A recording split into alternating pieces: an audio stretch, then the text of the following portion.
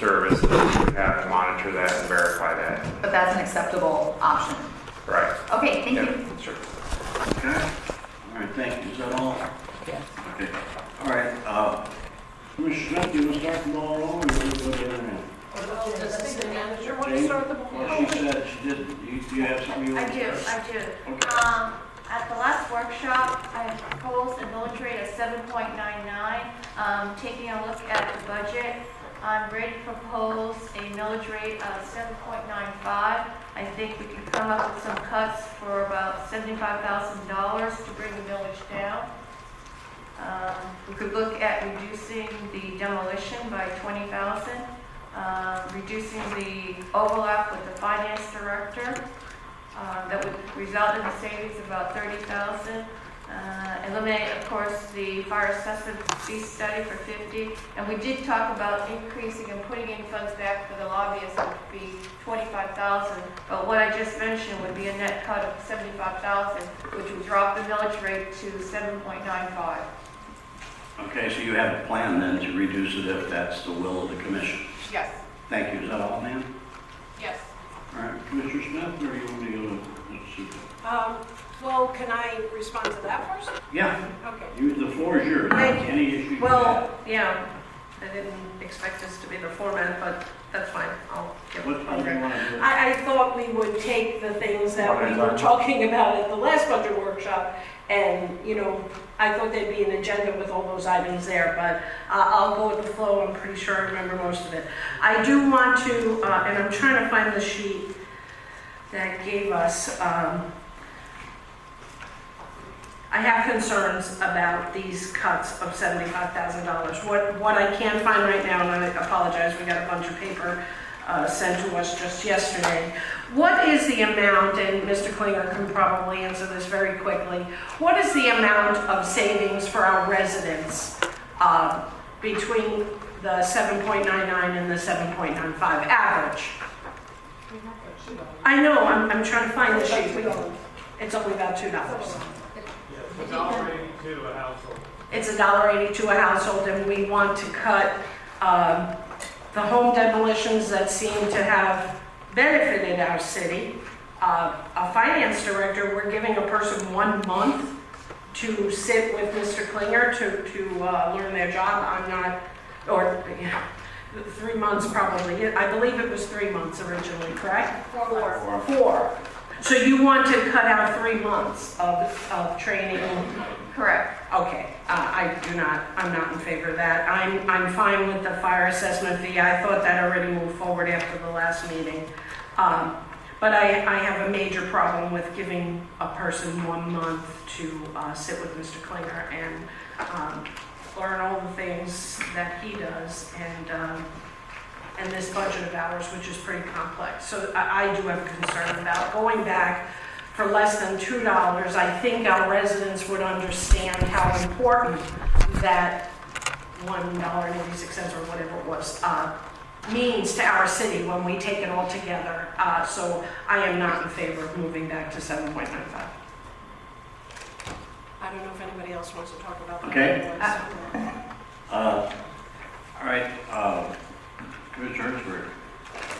Thank you, Mayor. I too, Commissioner Smith, am looking for that piece of paper. I asked for those things, and I guess I'll have to pull it off my phone because I did have it earlier. Yeah.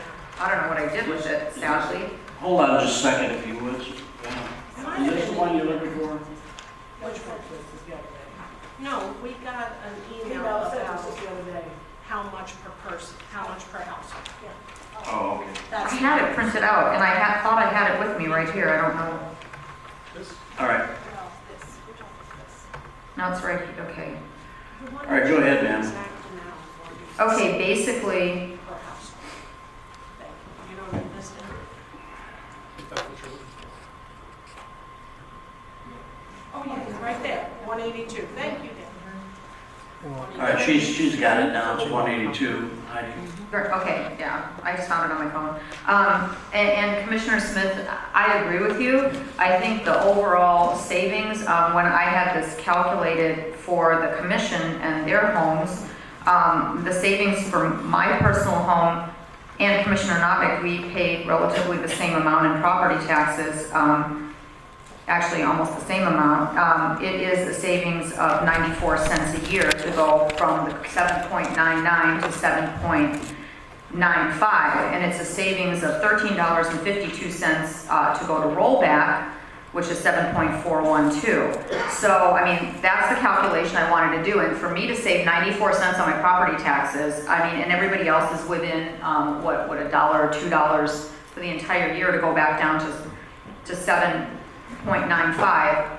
I don't support that from a fundamental standpoint. I agree with Commissioner Smith. However, if it's the will of the commission to show a good faith reduction, you know, that has to be a majority situation. I don't support that because I agree with you 100% that the home demolition programs and these other things, you know, should be still in the budget, aside from the fire assessment services fee. But however, I took the liberty, as long as we're talking about that, I took the liberty to talk to the manager and staff over the period of the last week, and looking at rollback, that would be meaning we would bring in $1,065,000 less. And the cuts there are far steeper, and I don't know if the general public understands that this year, our $10 million public safety budget, which we contract with the Volusia County Sheriff's Department, went up $750,000. That's $750,000. There was an increase in the sheriff's budget. That has to be absorbed by this commission. I'm not saying that's outrageous, that's right, that's wrong. We have a contract, you have to pay that contract. And we knew there was going to be an increase. But understand, to the general public, $750,000 has to be absorbed into next year's budget. We have to pay that unless you want a reduction of level of service and have less deputies on the road, which I don't support that at all. So between that and taking on the new community center, you know, that we're building, and taking on that debt, I fail to understand, you know, how we should really lower the millage rate at all, or more than 7.95. I think that you're really eating into, really eating into a lot of things that the residents deserve. That's just my comment, Mayor. Thank you. Thank you. And let's try to stay on, because Commissioner Smith actually has the floor, so if we can stay on her suggestions. You asked if there was another comment on that. No, that's good. No, I'm fine. I just want to remind everybody else, because, go ahead. As I said the last time, and I'll say it again this time, I cannot stay with 7.99 for a fifth year. We need to, even if it's only a minor bit to our residents, we need to show that we are looking at lowering the millage even somewhat little. I am perfectly fine with 7.95. I do have suggestions later on when it comes to me about other ways of cutting that can still meet the 7.99, because I am a little concerned about the house demolition.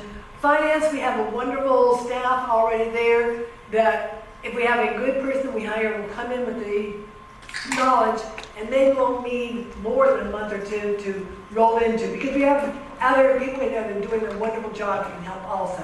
So I don't have too much of a problem, maybe 2 months rather than 1 month, but I have my chance to come down the line to show you how else we can cut some money.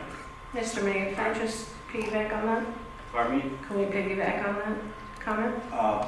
I've got a list here, if you want to press the button to go through, but I mean, Sure. it's your, Nope. and I don't know how else to do this otherwise. Yep, I'm that's going to get chastised. Commissioner Honaker? Oh, thank you, Mayor. And I too am in favor of a 7.95. I was hoping for 7.50 until I saw the sheriff's new bill, which, you know, their job is what it is, and I understand their operational budgets, but $750,000 is a lot, so 7.50 is not a realistic goal. But 7.95, I take offense to. It's a good faith. It's not a good faith, and it's not a good feeling. A couple months ago, it's a feel-good motion. It's a feel-good gesture.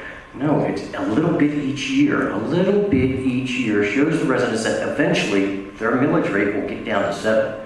No matter how many years it takes, if you do a little bit each year, it's going to go down. It's going to go down. It's going to go down. But if you don't go down, eventually it's going to go up. Something's going to hit the budget that we can't afford. We're going to have to raise the millage.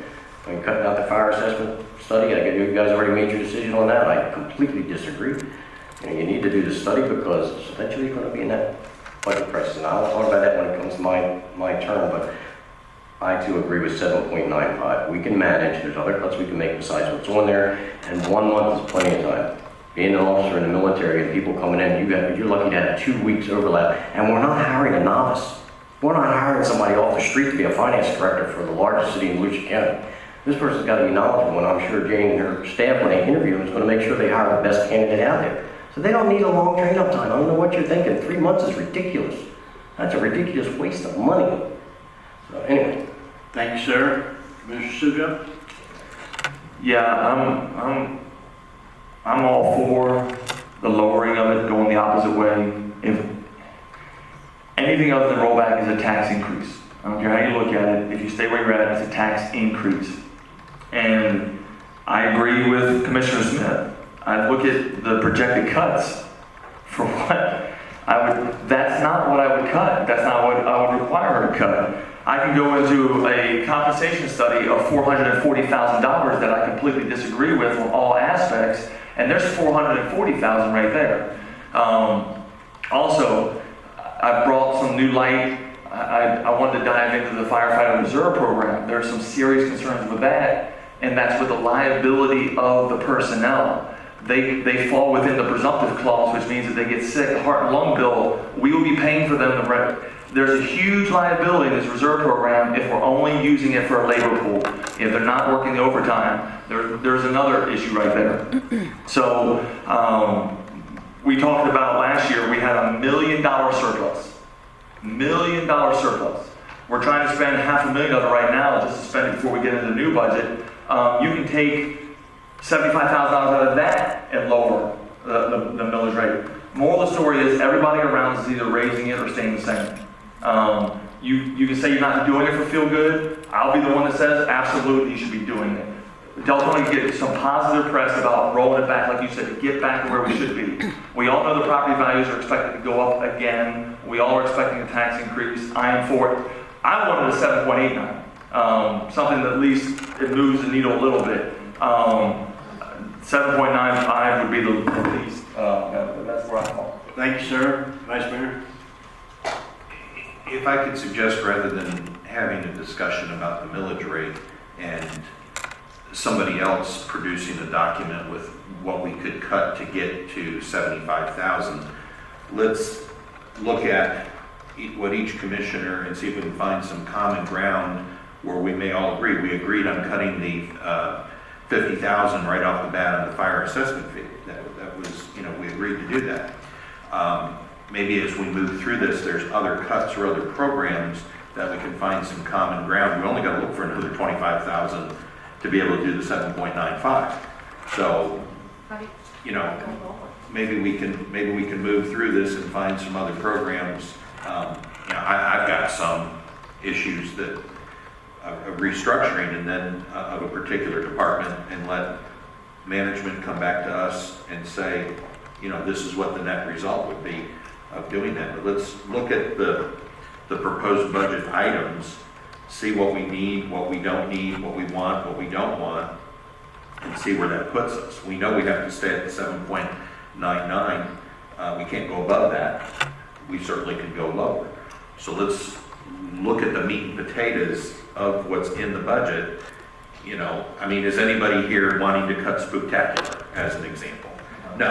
Okay. So that's what I mean. Maybe there's something in the budget here that we would want to cut that we don't think we're ready for, and that would result then in us being able to reduce the millage by eliminating that program. But to try and set the millage at 7.95 or 7.80 or whatever, and then try and make the budget fit that, I think we're going backwards. Let's look at what's in this budget, see what we need, and go from there. Thank you.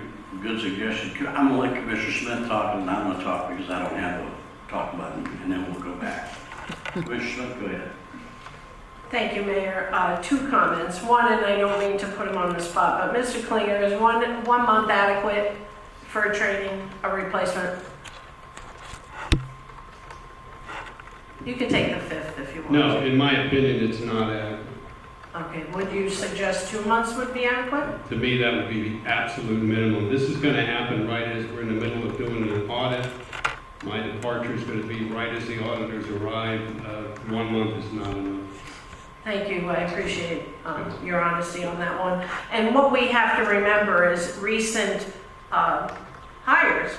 Ms. Shang had Mr. Baker here all the time to answer questions. Mr. Adams, not putting you on the spot either, but he had Kara that he could ask questions, and, you know, and the staff, you know, so those are the people, and those are just two examples, but I really can't support 1 month. I would say 2, and let's look at the timing as we heard.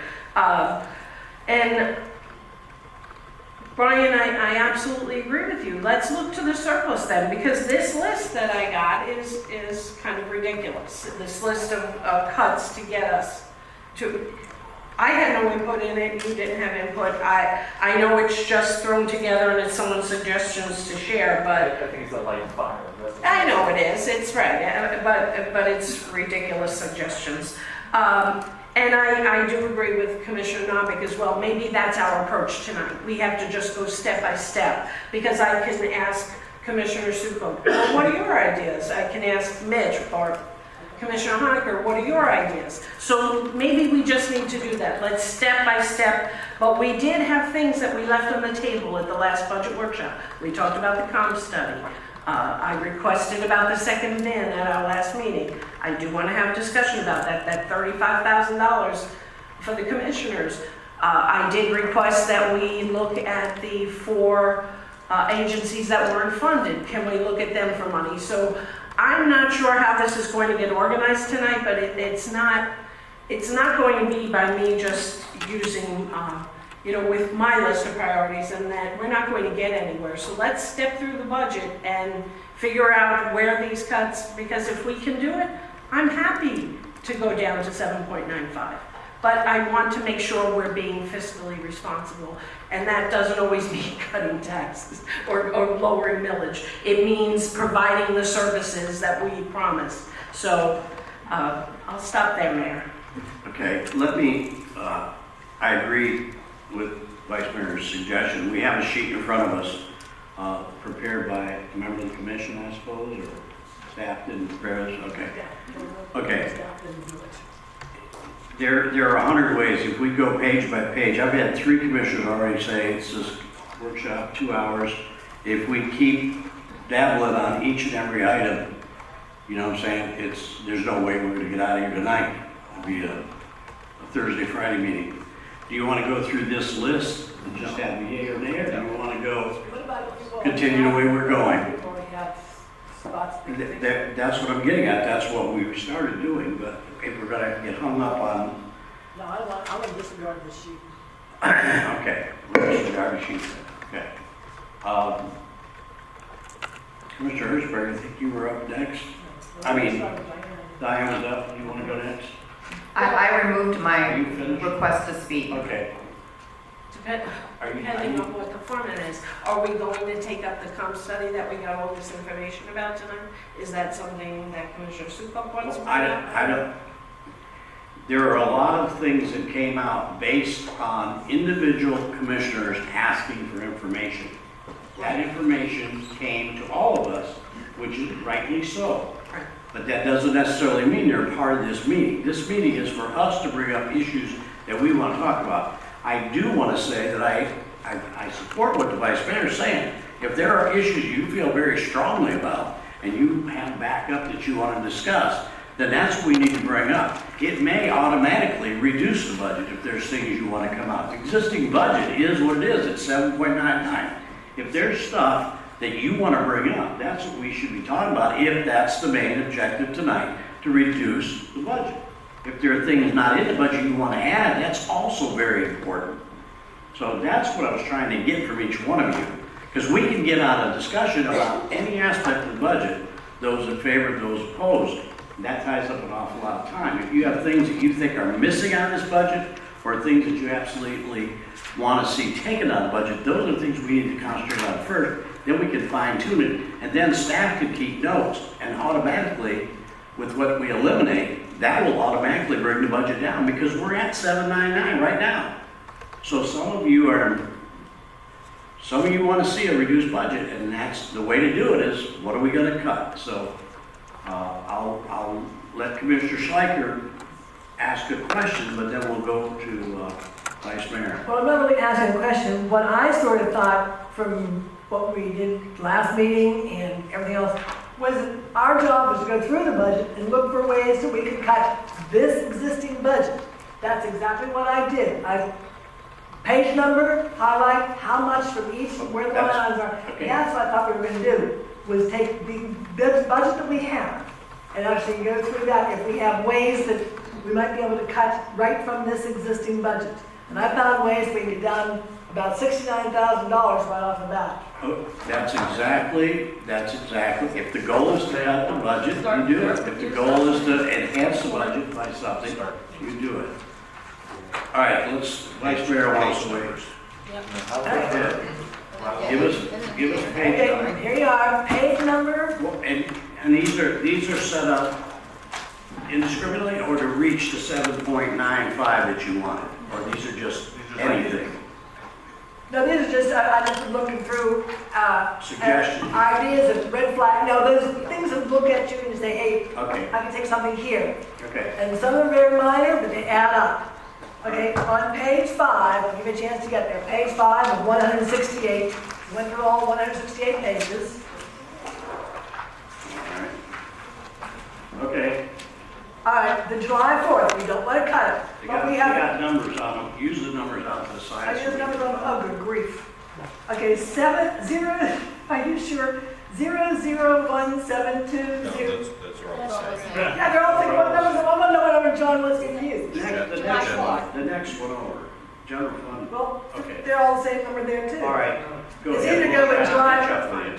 July 4th, Okay. Okay. all right, we've had, you know, it looks like 34,000, 41,000, okay. Now the pros is 52,000. I took 2,000 out of there. Didn't drop it completely, but that deducted 2,000, left over 50,000 for the July 4th. Why is that going up? Do we know? That's what I'm getting at, this is where we're gonna go now. Okay, but that Are was you the start. prepared to answer why it's going up such a large amount? $11,000. Yeah. Like I said, I was doing small business. Okay, let's stay on track. Yeah, has anybody got an answer why it went up $11,000?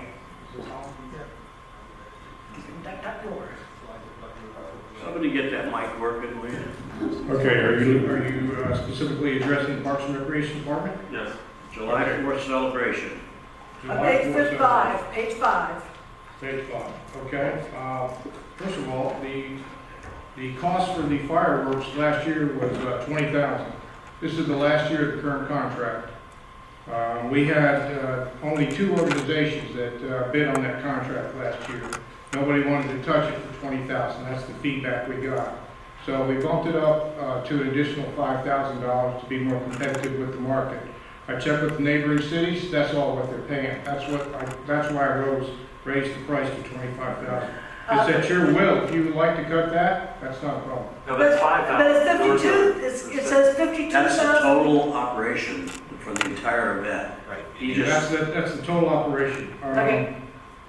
So again, I can take 2,000 from there, bring it down to 50,000. He Still hasn't makes answered the sense. question. Go ahead. It went up $11,000. You just accounted for 5. Okay, I can go on. Shuttle bus contract, in the past, we were able to use a contract from Trinity. That cost us $1,000. This year, we rented buses, it was around $2,300. I can drop that if you want to change the level of service and just go with 1 bus. And get that back down to about $2,500. There's another $2,500. The buses were effective this year. There were some issues with the drivers, which we plan on trying to see if we could figure out. And so I can do that. I went up $250 on the portalets. There was not enough portalets this year. So I wanted to get another portalet. I went up on the bouncy houses because we're going to drop the games. The games are effective this year, so we're going to add another bouncy house. That was $200. I went up an additional $100 on the ice water and the watermelons. Steve, respectfully, just a minute. Commissioners, you see where I'm coming? See where I'm going? This is going to be very time consuming and it's not fair to staff. We set a budget, staff can figure it out. So your recommendation is Cut deduct $2,000 from that line At item. least Is there any $2,000. objection to that? Hearing none, okay, move on to your next item. That's what I- Thank you, Steve, we don't need this. No. So look at that thing. Okay, the next page, 35, page 35. I'm just sure which budget it is. Okay, which item? All right, the overtime. Okay, Okay. again, overtime actual was 4,100 in 2014. We budgeted to 11,500. I don't know how much we used, but I say that we deduct 6,000, which would leave 5,900 still in the budget, which is higher than what they had in the actual. You're on page 35? Page 35, second item down. Okay. Okay. And I say deduct 6,000 from there, which leaves 5,900 still in that, which is higher than what they had. All right, ma'am, but let me just read across here for you. Yeah. They got 2014 actual, 2015 the original budget, the revised budget stated that number, the increase is only $400. Right, but why was it increased almost 7,000 from 2014 to Well, 2015? that's, Again, I can't answer that, I don't know. but anybody that's can. why I'm saying, you know, there's a way that we can, to me, I'm worried about that large amount increase. And that's a place where, again, I thought it would be a good place to deduct about 6,000 unless they can tell me what the This is justification. fleet maintenance, How much was they actually used this year, do we know?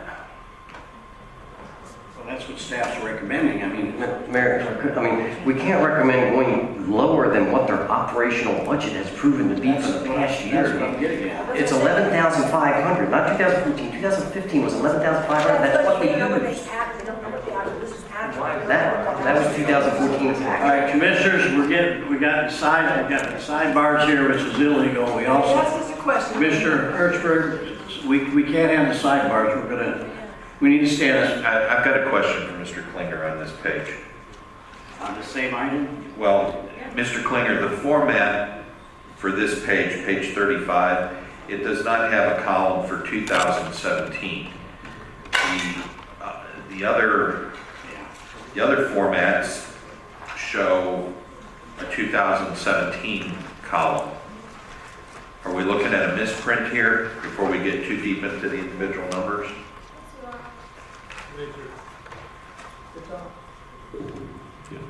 Commissioner, these schedules were, generally, we leave out salaries altogether. So what I'm being told at this point is the actual detail for 17, the budget that we're working on, is not on page 35. Page 35 was generated, it looks like, in 15, so the page doesn't even need to be in there. Yes. Is that not true? I'm sorry, what, Mayor? Page 35 is, up on the top left-hand corner, it says 627 of 15. This is the whole That page. is correct. We made a Can mistake. you The use this? schedule should not be in All there. right, pull the page out and throw it out. All right, moving right along. Okay, that takes care of What's your that. next one?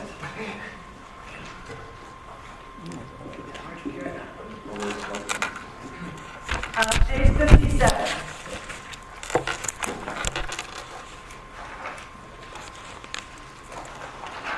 All right. Where there's a sponsor for 2 paramedic scholarships. I took 2,000 off of there, we're still left 10,500. But my question, of course, was also, now, and that's still giving them a fair amount for their scholarships, but we also have our scholarship fund that they can apply for. So I'm not too sure why we're doing the scholarships in this. But again, that would give them 10,000, all they need to do is find another 2,000 of their own. Go ahead. Suggestion. It's, okay, but do you have any backup to justify this? Have you talked to anybody about exactly what this is about? Because this is not, the idea is not a training seminar tonight. I mean, have you talked to anybody about what the paramedic scholarships are for? And then I have to say I did not. Okay. But All right. then, we didn't, again, take it down. We don't, the unit cost is 12,500, it doesn't give us an option, so the proposed is 12,500. So there's not something we can cut to 10, maybe it costs, 6,250 each one, I don't know that answer. And without that, I don't think we could just cut that. Okay, moving along. Page 76.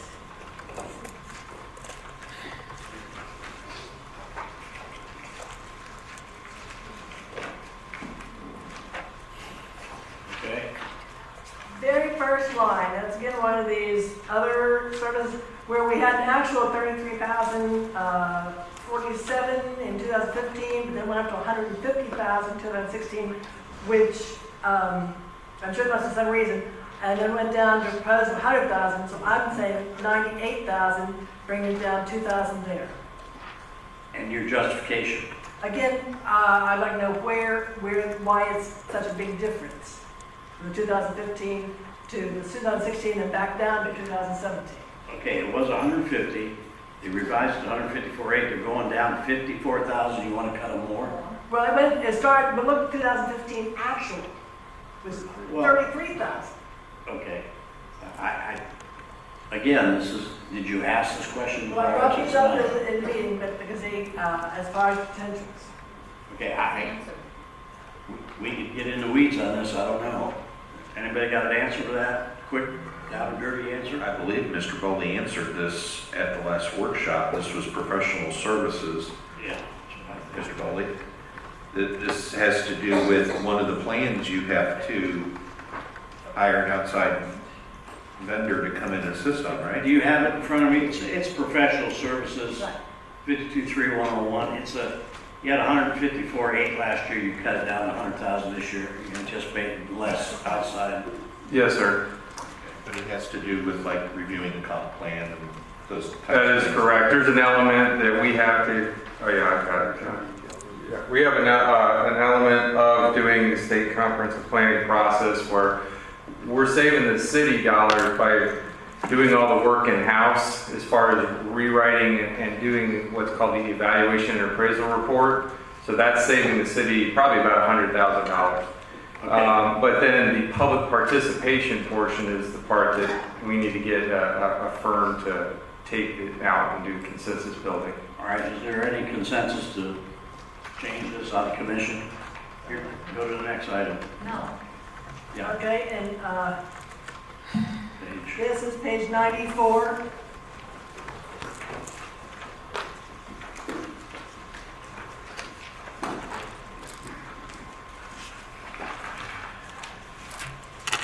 Okay, which one's this one? Promotional activities, we go from 5,000 to 30,000. And I kind of want to know what kind of promotional activities are they and why are we going from 5,000 up to 30,000? And can we lower that from 30,000 to at least 28,000?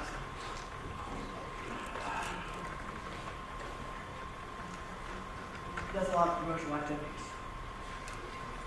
It's the TNR program. We're taking the money that we saved and taking cats to the humane societies, and we're putting part of that savings into promotional activities, which is to increase the spay-neuter surgeries, to get more cats into the program, to in turn save us more money. So with the promotions, is flyers? No, it's surgeries, paying for surgeries. It's the same as last year. We moved it from 5,000 to 30,000 this year to get more surgeries done. Now, we got a grant last year, so if we get a grant again this year, we may not need that money, but if we don't get a grant, we'll need that money. And again, it's money saved from the amount of cats that we have not taken to Humane Society through the PNR program. So it says promotional activities, but it's to pay for surgeries to have cats spayed and neutered. We expect to use 30,000 this year, Yes, and you're just budgeting the same amount next Correct. year. Anyone? Mayor, can I comment on that? If you look at your kennel fees, your savings is in your reduction from your kennel fees, which were, the budgeted for 2016 were 138, and you went down to 108, and this year you're only proposing 50,000 in kennel fees, which is your impound fee. So what you're doing is you're impounding less, but you're actually putting that money into surgery to prevent future costs in more impounds in litters and litters of cats, because we followed this. You It's not the whole won time. that argument, ma'am. Yeah, well, the biggest thing was, Moving on. yeah, the biggest thing was when you see promotional activities is a lot different than surgeries. Okay. Surgeries, yeah. Page 100.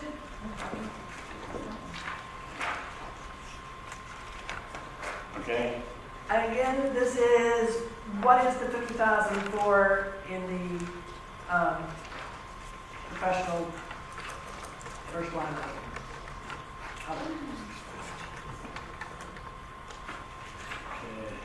Went from 25,000 to 50,000.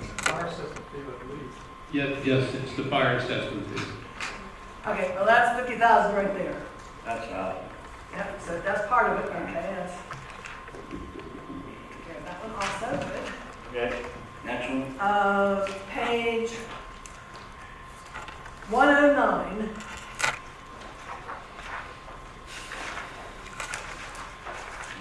And I know this is hitting hard on us, but guys, we need to do this also. And of course, we have 10,000 budget for us to go to act as lobbyists. I say take 2,000 out of there and bring down at least 8,000 bucks. Oh, I take Just 5,000 too. arbitrarily want to take $2,000 out of the budget for. Mr. Honaker said he'd prefer 5,000. I agree with that. Well, you agree with that because you're trying to cut the budget. Well, I'm taking a look at places. Justification. Yeah, this one, I don't think we need that much in there. As far as dollar figure, I just, because it was looking at 2,000, we can even go lower. I don't think we need 10,000. Mayor, okay, this is to act in the capacity of a lobbyist is what it says in here, but I think that is money set aside, rightfully so, for a member of this commission to go to Tallahassee for events to lobby for the city. I would imagine we could go with 8,000 for the sake of argument, but the point is if somebody's gonna go and we need the money, we're gonna take it out of general fund and send that person. How much we spend this year? I don't believe anybody went this year. 0 to 10. You know, if no one. Because the intent was to get people to attend these things and to have money set aside so But they would we have feel. lobby, so like you said, I mean, that's. This, yeah, but the lobbyist is fine, but there are times and there are organizations like League of Cities that would like to have people go there and that would be very nice. Barbie, One of them offers a bus for Deltona Days.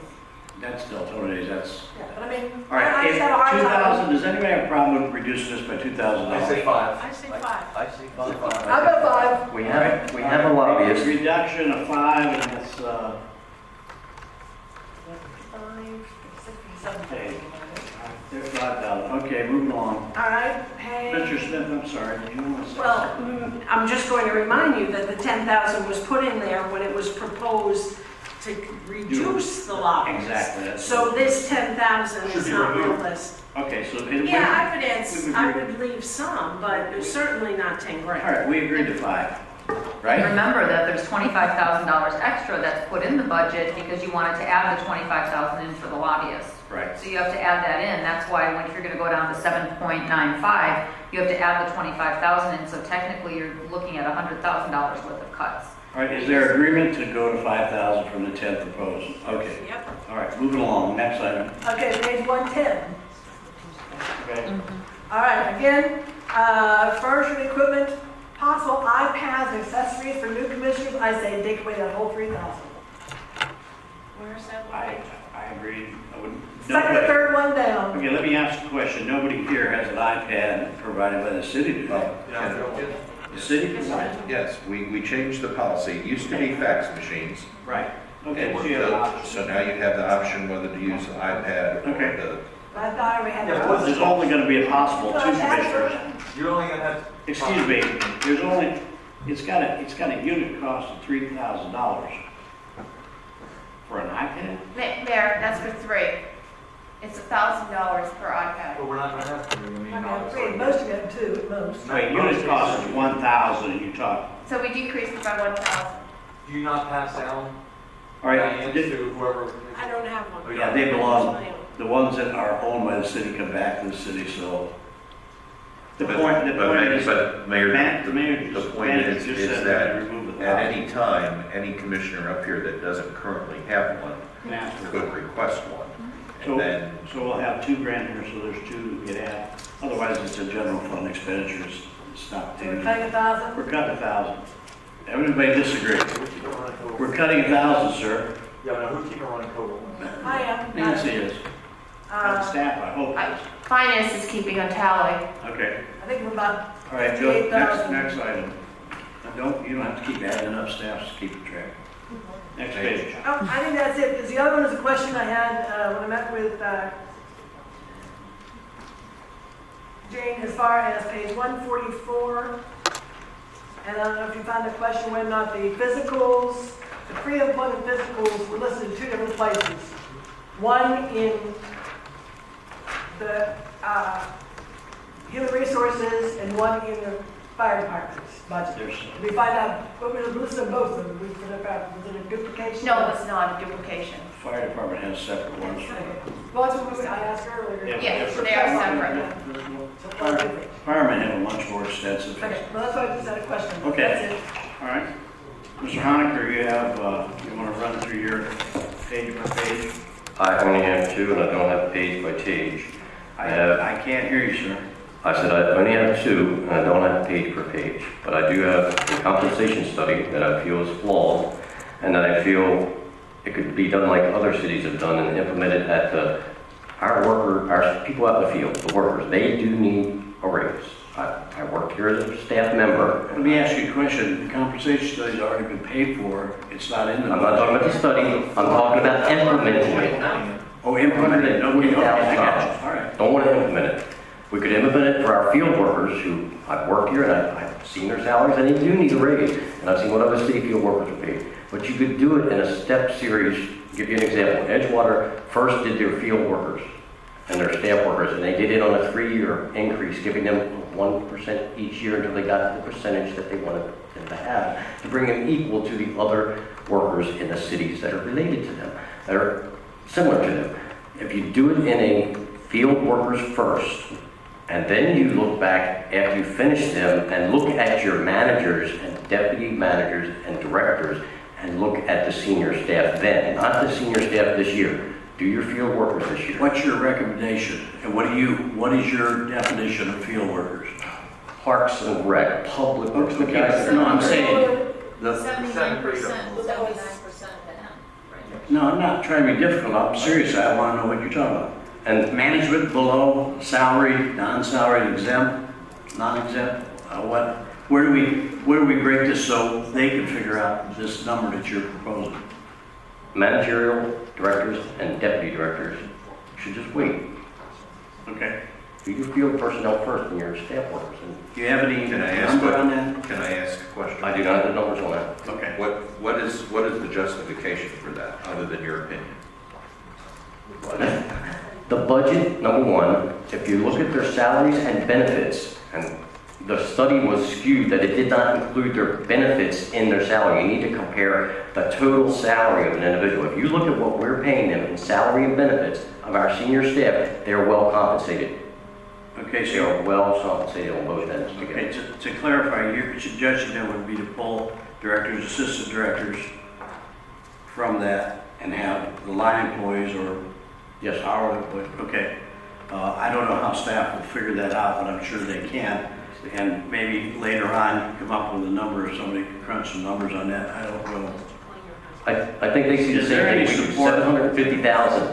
$750,000 facing us from the sheriff's office. They're looking at that too, and they're Okay, responsible. well, for let it. me try to get you an answer for you on something else. Do you have an answer to that, Mr. Clear? Mayor, I think there's a bit of confusion on this point. The only money that is in this budget for implementing that study is $71,000.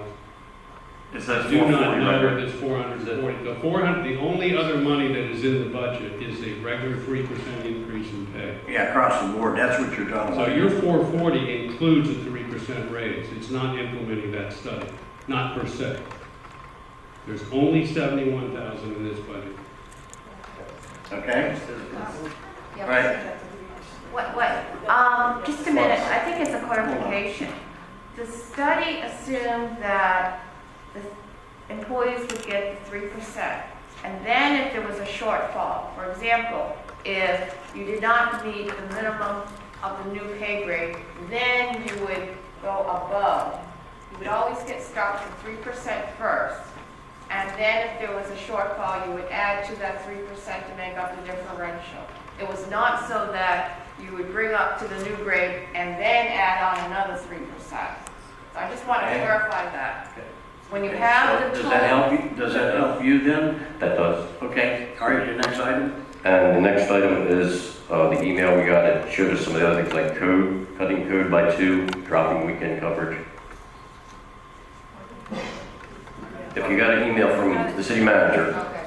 and they gave you courses of action that you could implement, proposal to reduce code staffing, number 5. Okay. And if we reduce that code staffing by 2, and the amount of that salaries that would save us in benefits and salaries is what, Mr.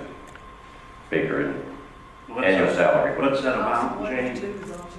Excuse me, Commissioner, excuse me, what's Yes, sir. that amount? You sent out an email? Dale, do you have an amount? You guys don't read.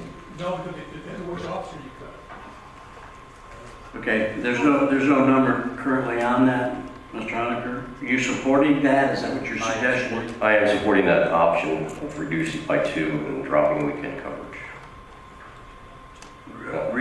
Okay, you're supporting dropping 2 code officers and weekend coverage also? Yes, Can I ask for some clarification on that, please? Yes, sir. From the manager? Yeah, go ahead. Is that cutting 2 from last year's budget, or that's cutting 3 from last year's budget? Because you're already down 1. You added 1 in midstream last year after we approved the budget. So are we talking about cutting a total of 3 from what we currently have for this year, even though you have 1 position that's already down? Or are we talking about a total of 2?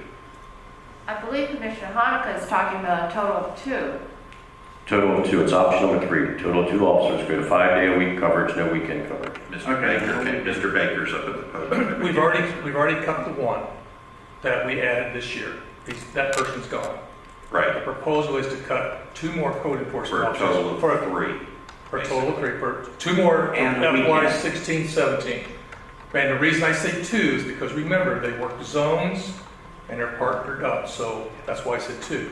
Okay. Now, the only thing I want to, just, my job is to advise you, and if you want to cut weekend service, we can do that, but we've been doing that for 20 years. You better be prepared to change your phone numbers, because it's going to blow up when we're not out there working on the weekends. Just, All right, I thank you. just want to throw that out there. But Okay. no, but Vice Mayor, yes, we're looking to cut 2 for 16, 17. What is the difference between this city and the rest of the cities in the county? Commissioners, If I'm not mistaken, we're like the only city that has weekend code enforcement, correct? That's correct.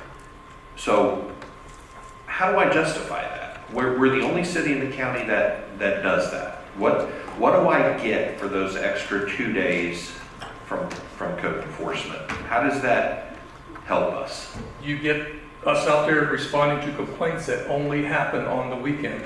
We get complaints all the time. We go out there Monday through Friday and there's nothing there. Well, that's because they only do it on Saturday. So we go out there on Saturday and sure enough, they're doing it.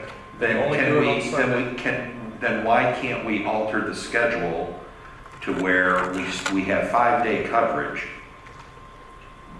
but we don't have somebody on Monday and Tuesday? If our problems are occurring on the weekend, why doesn't our work week then run from Wednesday through Sunday? Well, if you want to go to 5 weeks, we could do that. But one of the proposals was to do that, to have some officers work Tuesday through Saturday and then have some work Monday through Friday. That was one of the proposals. So there is that weekend coverage, but what I heard from you was cut weekend coverage. Well, can I, because I've got this on my list, while we're on this topic, can we talk about it? well, we can. I'd like to get an answer to Commissioner Honaker's question, and his proposal is to cut weekend coverage and 2 additional officers. And is there support to continue discussion on that? I think There there's is. support All to right. continue discussion. Okay, I've got 2 people that want to speak, though, on the same issue. All right, I'll yield to All right, them. and I'll come back. I'll punch in. All right, Commissioner Smith? I just had a quick question. These officers that we're talking about, do they also include solid waste code enforcement? Is it, like, what code enforcement are we talking about on weekends? The code enforcement officers that do animal control and code enforcement, they did not used to do solid waste. However, they are now taking on that additional duty of helping out the 1 solid waste officer that we have. Okay, Because so- he does work Monday through Friday. But in essence, because unfortunately I wasn't able to be at Monday's workshop, but one of the proposals was to reclassify the coordinator to a solid waste enforcement officer. Yes. So is that an additional, so does that mean there'll be 2 solid No. waste? That the solid waste coordinator retired. So what we did was we took the one officer that we added this year, moved them over to take that position, but our recommendation is to reduce it to just an officer instead of a coordinator. Okay. So there were 16 of them. Now one's working in solid waste and Right. we paid out solid waste budget. Now there's 15 that are working as code and animal control in solid waste. Okay. All right. Because later on, I do have an issue with changing that position. All right, Commissioner Archberg? Okay, yeah. Commissioner Archberg? Thank you, Mayor. Because of the issues with solid waste now, and because of code taking on an extra role,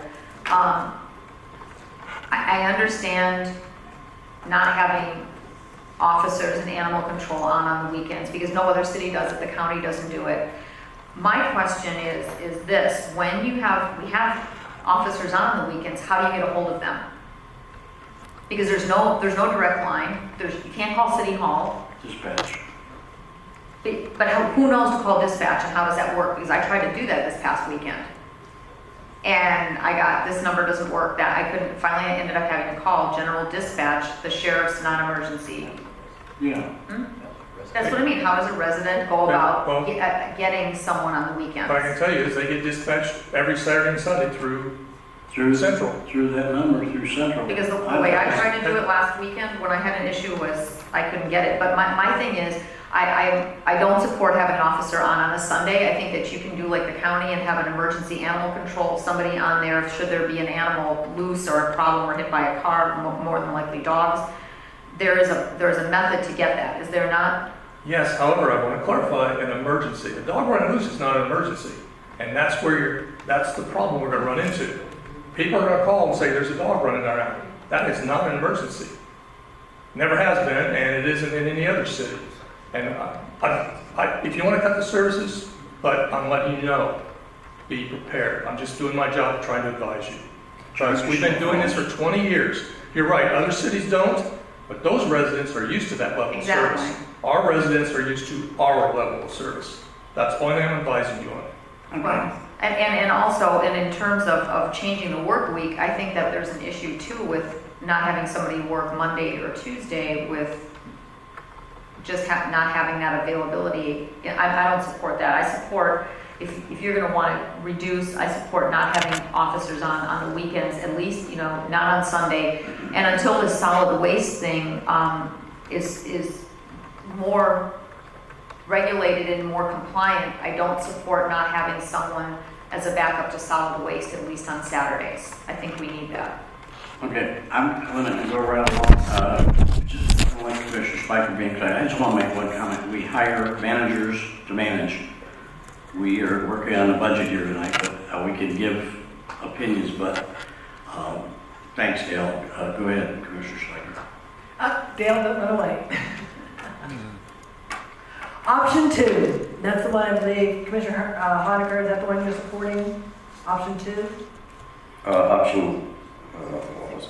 Clarification. Option 2, cut 2 officers. Okay, option 2. No, it's, where is it? It's option 3, cut 2 officers, go to 5 days a week coverage. Nobody Okay, can. I'm looking at option 2 as being the best one possibility. You're cutting 2 officers, but you're still doing 6 days a week, Monday through Friday, Tuesday through Saturday. You still have a staff of 12, there's a staff of 12, 6 per shift. And the other question I have with that one, which I said, I think that is, we don't need Sunday, I don't think we need Sunday, so I disagree with the Sunday one. But why on option 2, do we need 4 additional vehicles?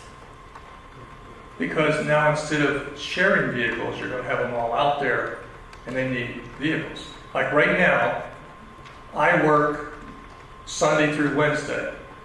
Another officer works Wednesday through Saturday. We share that vehicle. I drive it when I'm here, he drives it when he's here.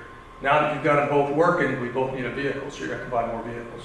But if I look at, I'm really confused now, because I look at the current one, and I look at option 1, which keeps all the officers. The current one keeps the current level of vehicles, and you got a staff of 14 at 7 per shift. We're going to a staff of 12 and 6 per shift, and you need 4 additional vehicles on. Because now you're gonna have 3 days a week where you're gonna have 12 people working instead of 7 people working. Commissioner, politely, as polite as I can be, I don't want to make anybody mad. Our job is to get a budget, let the managers decide. If we want coverage 7 days a week, he has to do it with what we give him. And if he needs vehicles to do it, then our job is to give him the vehicles. So what is it that we want? What was brought up was eliminate 2 code enforcement officers and eliminate weekend coverage. Now we've had 5 different suggestions. So what do you want to do with that? We start getting options. Option 2. Okay, so you support option 2. Okay, Vice Mayor. Thank you, Mayor. Okay, so we had 16. I'm proposing that we have a staff of 13 this year. I'm proposing that we separate animal control from code enforcement and designate 3 officers, specifically to animal control, to work whatever schedule Mr. Baker feels is appropriate, whether it's 10-hour days, 7 days, whatever. But make those 3 officers dedicated to animal control issues. 2 officers dedicated to solid waste. I would suggest 4 10s, that they would work 4 10s and they would cover Monday through Saturday. The remaining 8 would be assigned to code enforcement, working again whatever schedule Mr. Baker feels appropriate. From a budgetary standpoint, we're moving from 16 down to 13. That's my proposal. Might I add, 2 officers in solid waste means the solid waste budget changes because those officers are paid out of solid waste. I understand that. I totally understand that. My issue is having the coverage Monday through Saturday because Waste Pro works Monday through Saturday. And then if you have an officer out you're going to have somebody out on vacation, he's going to take vacation time, he's going to have to go to court, he's going to have to probably go to some trainings to, stay current with what he's doing, he or she. So you have to have some redundancy, you have to have a second officer in there. To have one person, I don't think it was ever efficient when we had just the one person in there. So, because there were times that I called and, she wasn't available because she was on vacation for 2 weeks and then it ended up falling on you. I understand, I just want you to know that's going to change that budget. I understand. That we've already looked at, so. I understand. So you're eliminating them being cross-trained then? You would have somebody designated? Not necessarily eliminating the cross-training because a lot of them have their certifications and I think they would continue. But we separating out, we have a lot of issues that I think aren't being addressed in one discipline or the other because we do have them intermingled.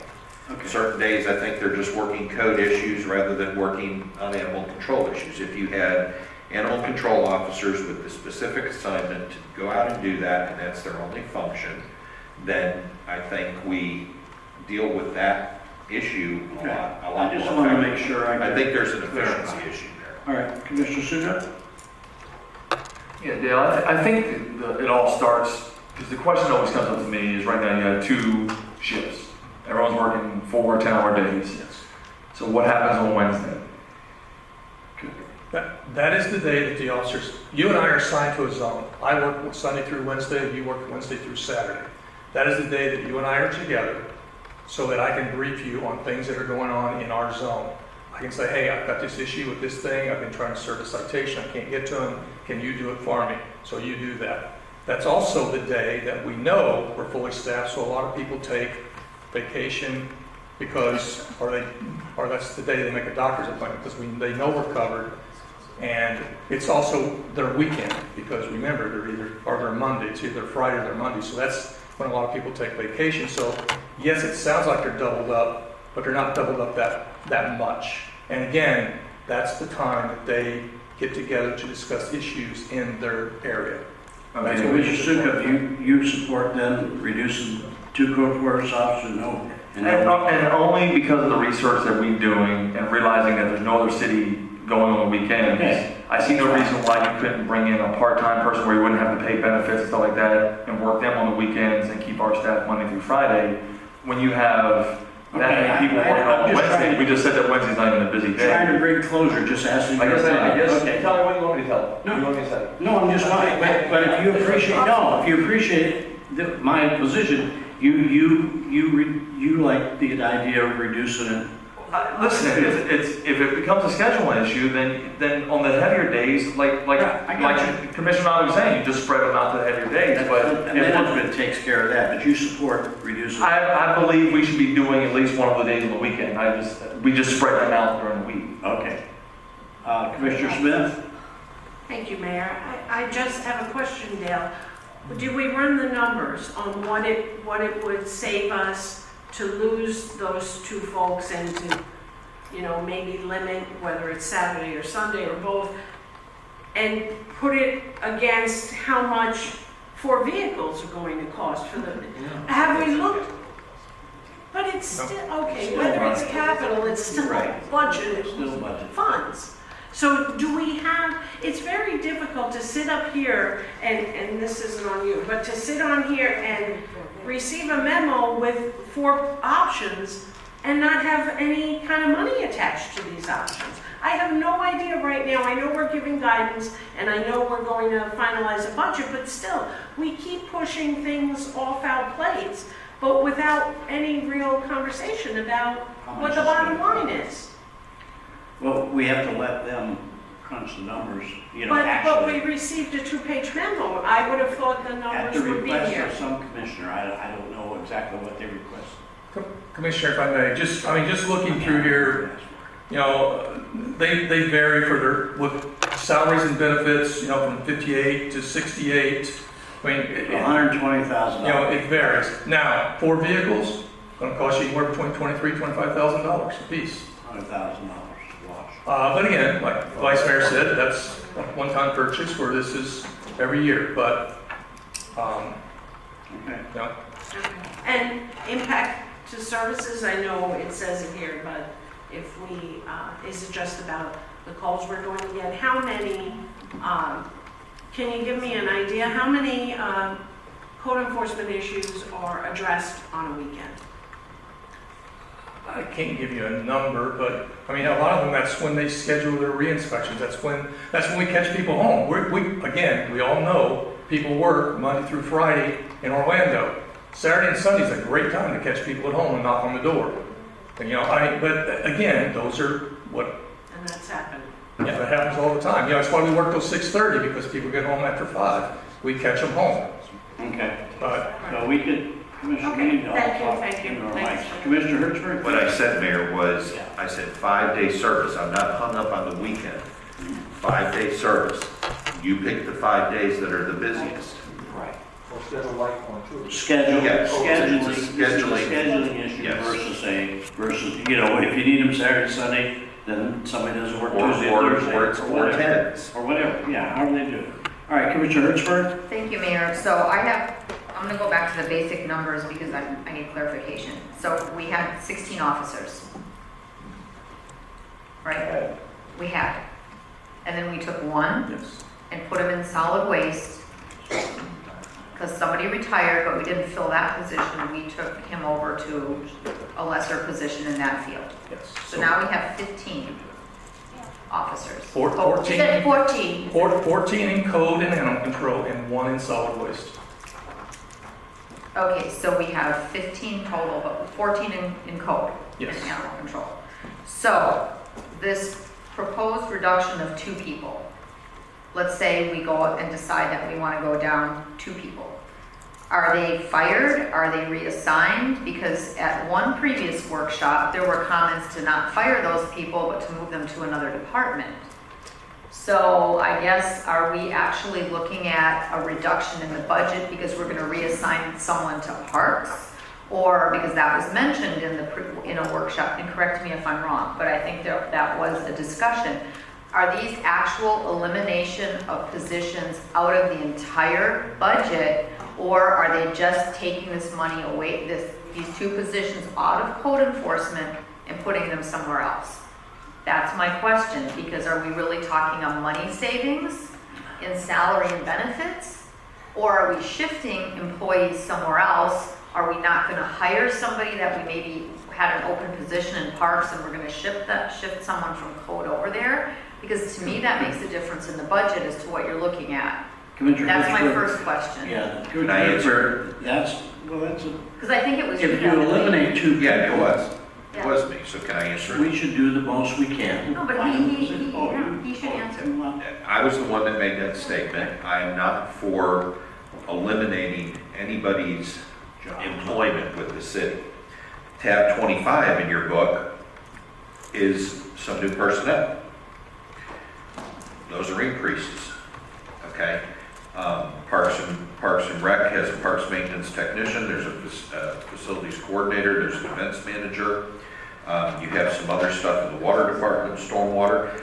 I don't know if any of these folks, the people that are in these positions in code would want to apply for any of those, are qualified for any of those, or if we lose somebody, if we're losing somebody somewhere in the organization this year, I would want the manager to give that person priority to be able to fill any vacancy that we have in the city that they're qualified for. Okay, because that's what I remember hearing, and that's what I wanted the clarification, because of the general public, it looks like you're gonna whack two employees and you're gonna save $120,000 a year in salary and benefits. I'm not after whacking anybody. I don't mean you, I'm just saying, that's the thing. Eliminating two positions means firing two people to the general public. It doesn't mean taking them and shifting to another If we budget can position. if we can reassign them within the organization. And that was my question, I mean, there's that option in that. And if you're gonna really talk about a budget, then you can look at the savings if they can fill another position that's budgeted. And my other comment, Vice Mayor, I totally support your idea of separating animal control from code enforcement. I think they're two separate entities. I think that most cities have a separate animal control situation. And I really feel like, I think code needs to support solid waste in terms of a visual and an actual reporting and a looking thing. Whether you want to put a second officer in solid waste, I think that's a staff decision on what they feel, what the manager and everyone feels where they're needed. But I definitely support separating animal control from code. And I can support the reduction in the two officers, provided, like Commissioner Smith said, there's some numbers, and then see, what an actual reduction is. Okay, thank you. I'm gonna let Commissioner Honecker speak, and then I'm gonna have try to close this out and move to another subject. Thank you. And those were my only two, Mayor, and on this issue is just leaving it up to the director of whether they're stovepiping them and having 3 in animal and 3 code and not multi-purpose cross-trained. That would be their decision. I think we're just telling them 5 days of service, 12 officers, and if they need more vehicles, I mean, that is a one-time purchase as compared to salary and benefits, and how long does that vehicle last? So yeah, hopefully you could retrain and transfer them and you make that offer to those employees, but hard line comes to we're talking 12, and hopefully we can retrain and transfer. That's the optimum answer, but 12 officers and 5 days of service is my suggestion. Okay, okay, you're talking 12, you're talking about removing 2 is what the discussion was. Let me make something clear. There's people watching us tonight. It's a workshop, and we do tend to move along on workshops and that, but I want the public to understand I mean, I've had a lot of years of management experience, and when you cut 2 positions, you flat dead. There's no guarantee. There's the option. And if I'm an employee out there and I'm told my position is eliminated, I have a lot of options. I have options to look at something else, and we should be as compassionate, sympathetic as we can and try to work them in. But don't forget that employee still is affected by that. I want to say again, budget is what we're talking about. And if we think that 2 employees equates to like $100,000, and we want to remove $100,000 for his budget, then I would say let the manager then manage that. If he does a survey, he doesn't have the figures down, it's not fair, but he does a survey and says, hey, You know, we're getting a lot of work done on Sundays and Saturdays and whatever. That should be the manager's job to make that decision with the city manager, with that department, on what days they work and the workload they have. I don't want to get into managing departments or individual groups of people. I think they should do it. So again, now, is this commission in agreement to remove 2 code enforcement officers? And let management decide how, the times and dates and all that. Is there agreement on that to remove 2 code officers? Just, that's all I'm asking. Say yes or no. Yes. Yes, yes, okay. Dale, we can do the same service that we're doing now? Excuse me, Mr. Suka. Mr. Suka, that's not the issue. The issue is, are you willing to remove? Providing a 2 service officers? is the issue. I think Yes, that's it involved. is. If we cut 2, can we still get the job done? That's a huge question, and I think the manager should be able to tell us. All right. If you Well, cut 2, Take 2 people away. cut you're 2, gonna- no, you're not gonna get the same level of service. But you say that, though, but right now we have everybody working on Wednesday. Whether you want to say they're riding along, they're talking, that's what email's for. You're still overlapping a big day right there. So, I mean, if you were smart and could spread out the people like you should, can you still make it work? That's management. Our job is budget now. So I'm trying to be as nice as I can. Mayor, with all due Budget. respect, we need to know Just telling you. well, I just told you. I agree with Commissioner Suka. You have Maybe a different level of service every day of the week when everybody's here on Wednesday. So So maybe, I think that, you know, do we want to take a chance by making a flat statement to remove 2 individuals? Or do we want to remove 1 individual and let them start working around it? Or do you want to, you're talking about the budget here now. And we've made it very evident to everybody here on how you feel about certain parts of their management ability.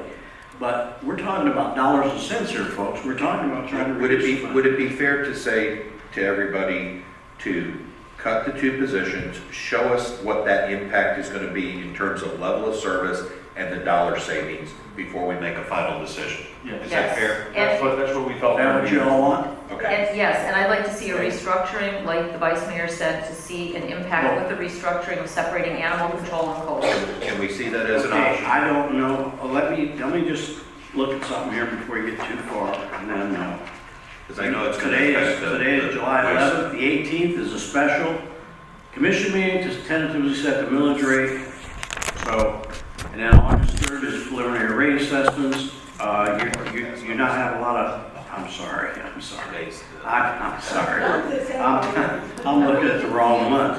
September 6th is, August 10th is a trim, right, it was yesterday. And today is the 6th, but we already had the 11th.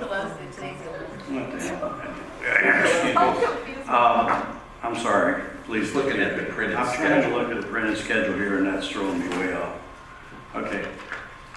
So The we next- have, the next what is date, the the next final date date on there I'm is looking what, for? September 6th? September 6th. So we have between now and That's the September first hearing. 6th, if we need to meet again, we can call a meeting to do that. Special meeting. We could call another So workshop. what we're asking for then, Ms. Shang, is to have staff put together a proposed impact study on what would happen if we were to cut 2 code enforcement officers and realign by separating animal control from other code enforcement, which I personally don't support what everybody's talking about, so that's what they want to see. And the cost of it. Look, well, the cost, You know. the impact analysis tells us how much money we're gonna save, how much we're gonna, okay? Are we set with that? Do you want Okay. me to also look at cutting days of service? Oh, yeah, that's what your impact's To gonna, 5 how days? it's gonna affect service, how many calls you get on Sundays, Saturdays. Let's spread people out.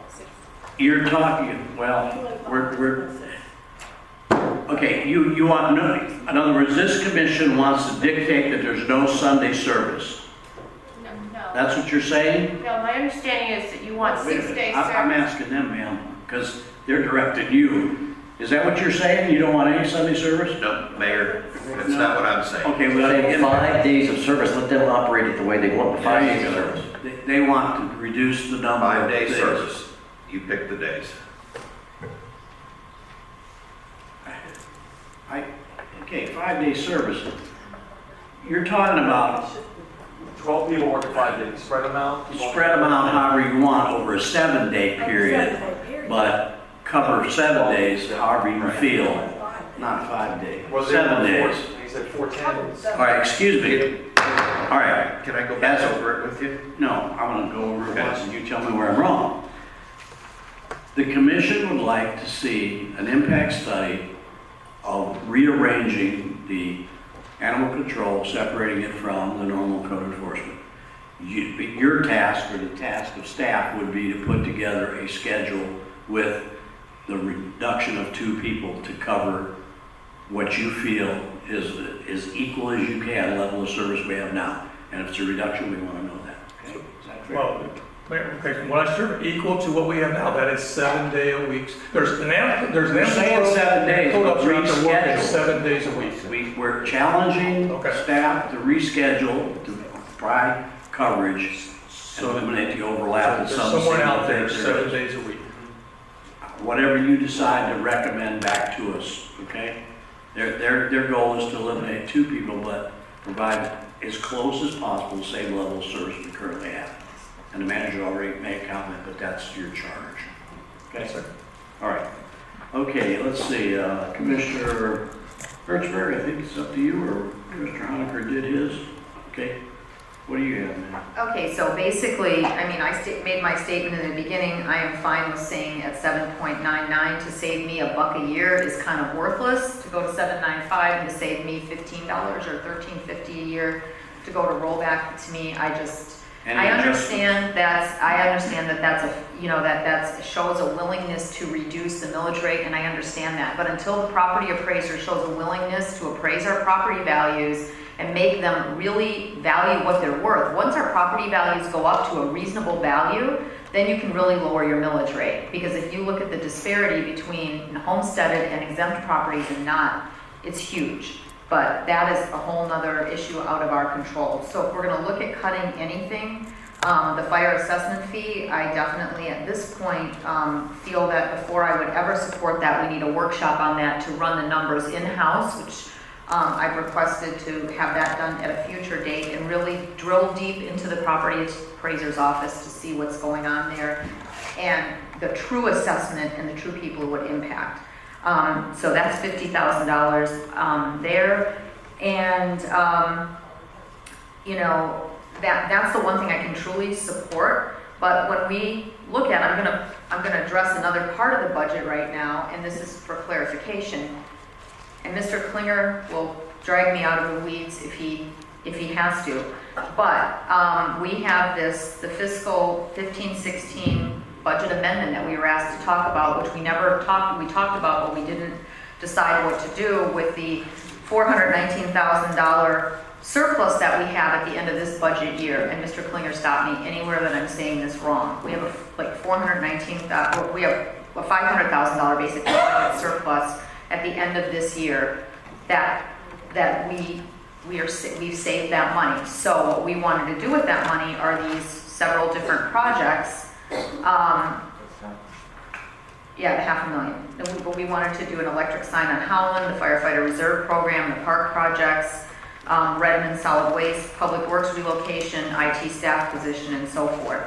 I had asked, you know, if we're gonna go ahead and cut the budget, why can't we eliminate some of these things? Because I believe already that Redmond we've decided we're not gonna go with, so that's out. And that was supposedly, that was gonna be out of the solid waste budget and out of their reserve. So that's off the table, so we don't have to dip in reserves for that. The public works relocation site for $100,000, park projects, the pocket park for $100,000, and then the basketball court at Manny Rodriguez and Timber Ridge were $90,000 or $85,000. And the pocket park was $100,000. And the reserve program and the electronic sign for $75,000 on Howland Boulevard. And for me, you know, we've gone through and we've nitpicked $1,000 here, $2,000 here. But when we look at, we can save a big amount of money by saying we don't want that electric sign this year. And I know that this comes out of the surplus that we have now and not out of next year's budget because it's not in the budget for next year. But it is money that we have this year. And this is extra money that if we don't spend this, it goes back into the general fund. And then if we if we decide to do these things or not, that money would come out of the general fund again, correct, Mr. Klinger? Because When you it's say, not, but it's not part of the budget, it's just using the extra money that we already have. yeah, when you say into and out of the general fund, you're talking about reserves, I assume. Yes, Correct. yes. It's two different budgets, two different The years. reserve budget. So my What's your recommendation for this My year's budget? recommendation is, if we need to, instead of nitpicking and cutting, aside from the $50,000 for the fire assessment fee, you can always go ahead and put some of these projects on hold or not do them and take the money out of the reserve if you really want to reduce the millage rate, instead of really reducing the level of service that you're doing, which is what we're kind of, I understand some things we need to save on, but $1,000 here and $2,000 there that we're line iteming out of this budget, when you have things, do we need that electronic sign in Holland and 415 for $75,000? I mean, I'm not really, I know Commissioner Soup has issues with the firefighter reserve program, and my question is on that later, but, you know, the park projects, do we need a $100,000 pocket park? I mean, if you want to really go ahead and look at those kind of savings, maybe those are some of the things we need to look at instead of nitpicking and some of the other. And let me, that's all I have to say, but I just want to make a statement that I support a 7.99 millage. I support that because I think all the nitpicking that we're doing here, if we can save money and rearrange a department and maybe make things work, that's great. But to just go ahead and trim things here and there and reduce the level of service for our residents, I mean, we have to absorb $750,000 from the Sheriff's Department, $400,000, am I correct, in debt service, and more for that we're gonna have to absorb for the new community service every year. All right. And we've done that in this budget. I feel like the staff has been really fiscally good with a lot of these things. So that's where I stand on that. We can always look at that as another option, but, and technically I don't wanna lose a lot. I don't wanna lose that. I don't wanna really cut those things, but we have to look at cutting a level of service or cutting something that we wish that we can have. And a sign on 415 for $75,000, is that cutting a level of service? No, that's providing a service or an insight to people that come in, or a pocket park. I'd love to have a pocket park. Commissioner Richford, can we make a suggestion? I'm not trying to push this, but it seems to be that we've done this in the past. This budget, that you're talking about, there are 6 different items on there. If we allow that money just to go in the general fund and then schedule these for discussion at a later date, we just pull them out of general fund and fund them. That frees up $419,000, solves all of the argument that we're doing here tonight. All of these are items that can be talked at greater length at some other time, but gets us to a better than balanced budget. It allows, if that's the wish of this commission, to reduce the millage rate. It doesn't cut any of these programs. It just allows us to tell staff that prior to expenditures on these programs, we want to talk to them in length. Is there a problem with that? I don't have a problem with that, and I think that... Then let's... Then, wait, can I just say one more thing? Then we Yeah, can go also ahead. put the fire services assessment on the table down the road if we feel like we want to look at that and have after backup information for staff in 6 or 8 months. We got $400,000 in the bank. We can direct staff at any time, but this gives staff that leeway to lower the millage if that's the wish at the end of this meeting. Okay. Thank you, Mayor. Thank you. Mr. Suka, you have the floor. And then we'll go to Vice Mayor. Yeah, it's the same, I'm gonna do kind of the same thing. I don't like going through and nitpicking every single department, trust me, because I could. I mean, I literally could. I don't think that's my job. It's not my job. It's her job.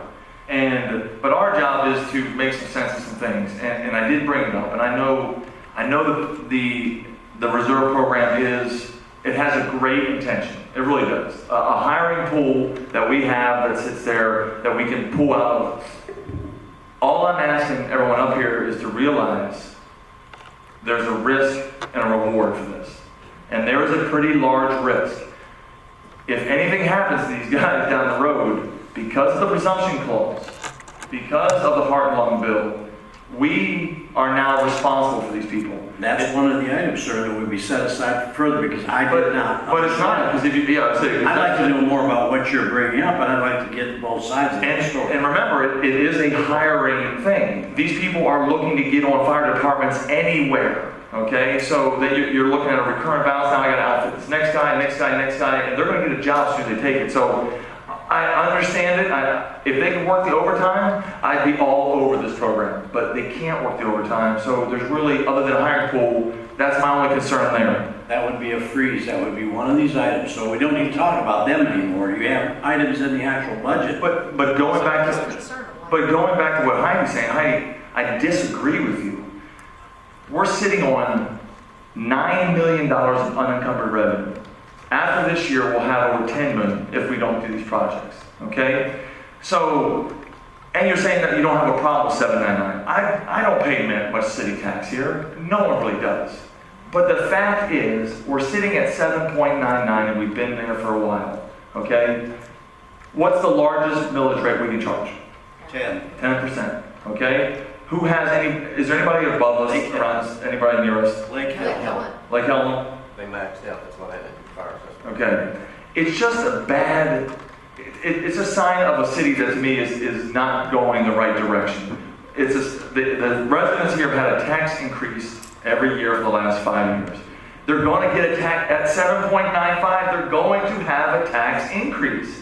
We're sitting on $1 million coming off from last year. We don't have to cut one thing.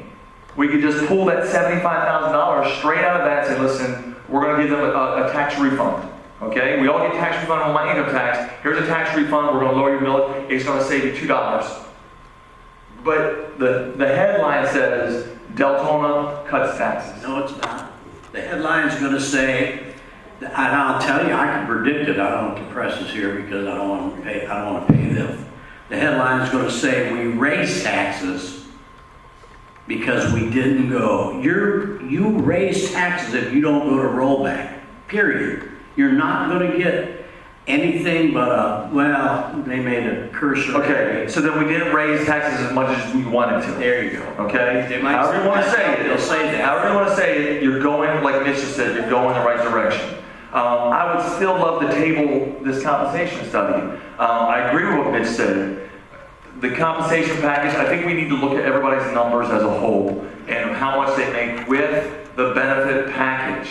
That can be proposed. And I just keep saying that over and over again. We should be instructing the city manager to put the brakes on. Let's analyze this real quick. Let's take the benefit package and it's still a large sum. I don't want to rob anybody of money. I just think we need to look at this. I have some serious concerns about it. And that's it. But before you move off of that, now are you talking about the compensation study and the 3% across the board raise? You're just looking at compensation study. My only concern about the 3% raise across the board is, even in the compensation studies, it says that we have some people on the higher end. Do you give them a 3% raise if they're already above where they should be? So they're joined kind of at the hip. Yeah. It's a conversation, but right, excuse me, city manager, like to respond to you. Mayor, if I may clarify, the compensation study includes the 3%. They're not separate. That's what. They're tied together. That's what I was saying. They're joined at the hip. So. But you can look through there, and like Mitch just brought up, which I never even thought of before. There's some people that are getting a 6% raise, 8%, 10%. Like he said, you max it. And then you give them little by little, but that's another large sum that we're talking about. You don't really need to cut much, but those are the only two I have that I think are. This list that we got to cut, this was a list that makes us mad too. This is somebody else's. And this is for that time. Yeah, that was done by someone else. Compensation. Pardon me. Compensation package. There's a number attached to that. Jane, do you remember what it is, or anybody? The compensation study, if we implemented it full bore, what was the total amount? The total number was $440,000, but it included the 3%. Right. Yeah, okay, but that's what I'm saying. That's the number you're talking about. Are you talking about delaying that for further discussion? Yeah, I'm talking, we need to look at that Is one there more time. support, is there support to delay that? That Yes. would be delay all employees' raises at the compensation study until such time as we can look that over. Yes, in light of what came out from Ms. Shang, that it was supposed to be in the study with the benefit analysis, and it was not. Well, it said comparable, did it not? I read it, it said, it did say we're, Originally, RFP said it was supposed to be, and they didn't give it to us. Let me just clarify that if I may. yeah. The benefits are to be included in regards to determining the compensation. So it was benefits and salary. And I just wanted to clarify that the consultant misspoke when he said he was not asked to do that work. He was asked to do the work. Okay? Well, and in that thing that you Wait, showed let us, her finish. Okay. Go ahead. All right. But didn't he make a statement, though, that it was comparable? Yes, he did. Okay, Yes, he did. okay. All right. And also, staff followed up, and they also did a survey with other municipalities to look at their benefit load factor. And I provided that information where we're like probably around the midpoint, maybe a little higher. All right. Okay. Okay. And I think I'd like Richard, if you don't mind, to come up to the podium Okay. so that we could make some clarification regarding benefits and salary. Well, okay, before you start, Richard, excuse me, is this what you want to hear now, or do you want to wait? You want to hear it now, or do you want to wait till you look at the entire thing? No. Okay, go ahead. Okay, I think some of the confusion that's coming into play, if I'm hearing correctly from some of the commissioners, is you're wanting to see benefits tied into a pay range. Those are two separate factors. You have, when the compensation study studied the position, the duties that are being performed by the position, the supervisory responsibilities of the position, and they put together a pay range for each position. Now, they also looked at the benefits for our city, and they did a comparison from other municipalities, and he noted that we were, within range, if you will. A little bit higher in some ends, but we were pretty much in range. Now, we can't put individual cost of benefits into a pay range because everybody's going to be different. You can have employees who are here longer, they're accruing longer, they may select certain benefits that other people aren't going to select. So when you're talking about total compensation for an employee, that's an individual number. You can't incorporate that into a pay range. What you do is you have your pay ranges and then you have your benefit package. For instance, you could have a new hire coming in, and if you have a very good benefits package on board, when you interview that candidate, you can perhaps offer them at the minimum salary or closer to the minimum salary because we have a good benefits package. And vice versa, if a city has a less than desirable benefit package, perhaps they're going to be forced to hire someone in at a higher salary, minimum or above, to compensate for that. So if you're looking to see a compensation study that's going to have a pay range that's inclusive of benefits, that's not going to happen. That's not what a compensation study does. We have two separate things that we're comparing. but we're the high end of both, that's all I'm saying. Well, going back, Mike, since you're up here, going back to the firefighter, the reserve program, am I right about what I'm talking about? In the presumptive clause? I did ask our risk manager. He did say that yes, they would be just like an employee, so we would be responsible for them under workers' comp or anything else, even though that would be a paid. Okay, so we've thank you, Richard. We've decided then that is that the will of the commission that we will place these on hold until we talk about them individually?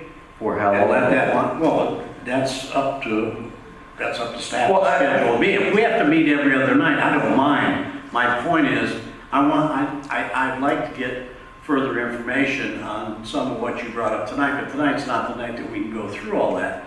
Tonight, we want to get a general idea. There seems to be a consensus here.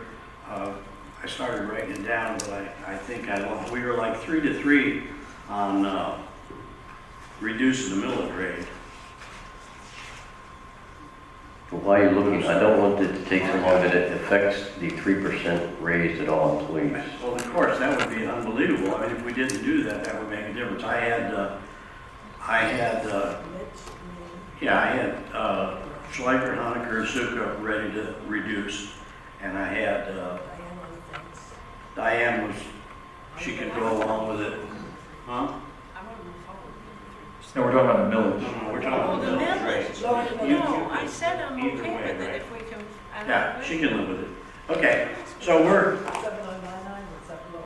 she was okay with Laura. No, I'm okay with the 7.95. Can I ask, we're jumping again. I know, I'm trying to. I'm sorry, I know, Mayor, Trying to we're bring hard it to handle. together. Stop rushing us. This is important. I'm not trying to rush. Yes, you are. You're bring you're trying to rush. Well, We had. I'm sorry, I'm still chairing it, so you don't have the floor, sir.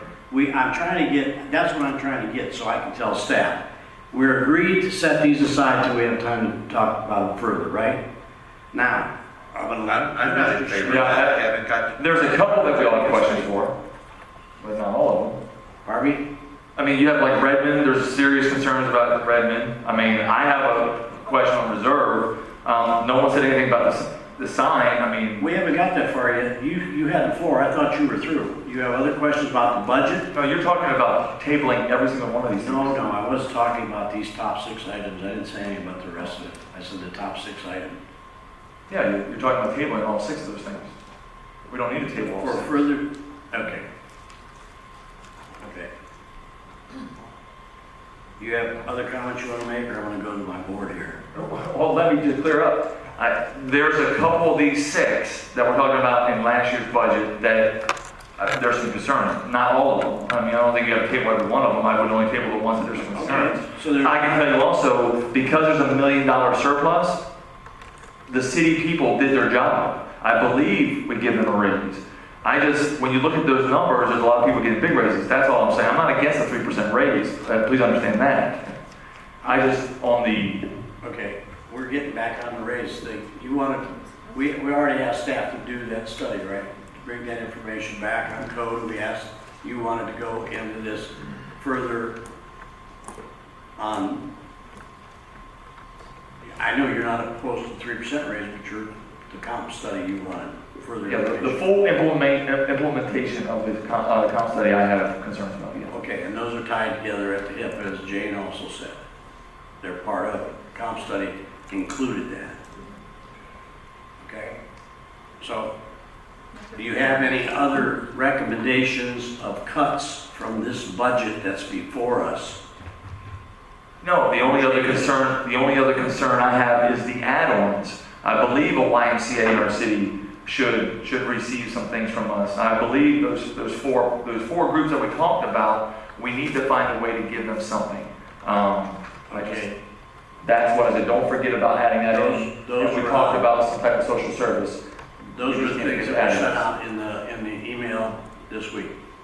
Okay, and you support those. All right, Commissioner Smith. Mayor, I just have a question on what we just discussed on the comp study. Did I understand that the RFP, because according to the email I received today, the consultant was required to review benefits in determining compensation.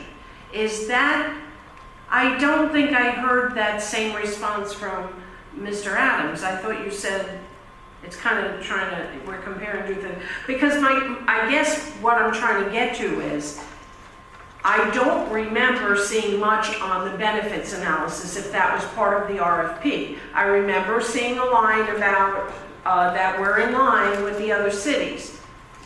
But if it was supposed to be part of the RFP in determining compensation, and it was not, did we pay him the full price that we contracted with him? Because I'm trying to get to understand this. I wouldn't be able to answer that question because I wasn't a part of.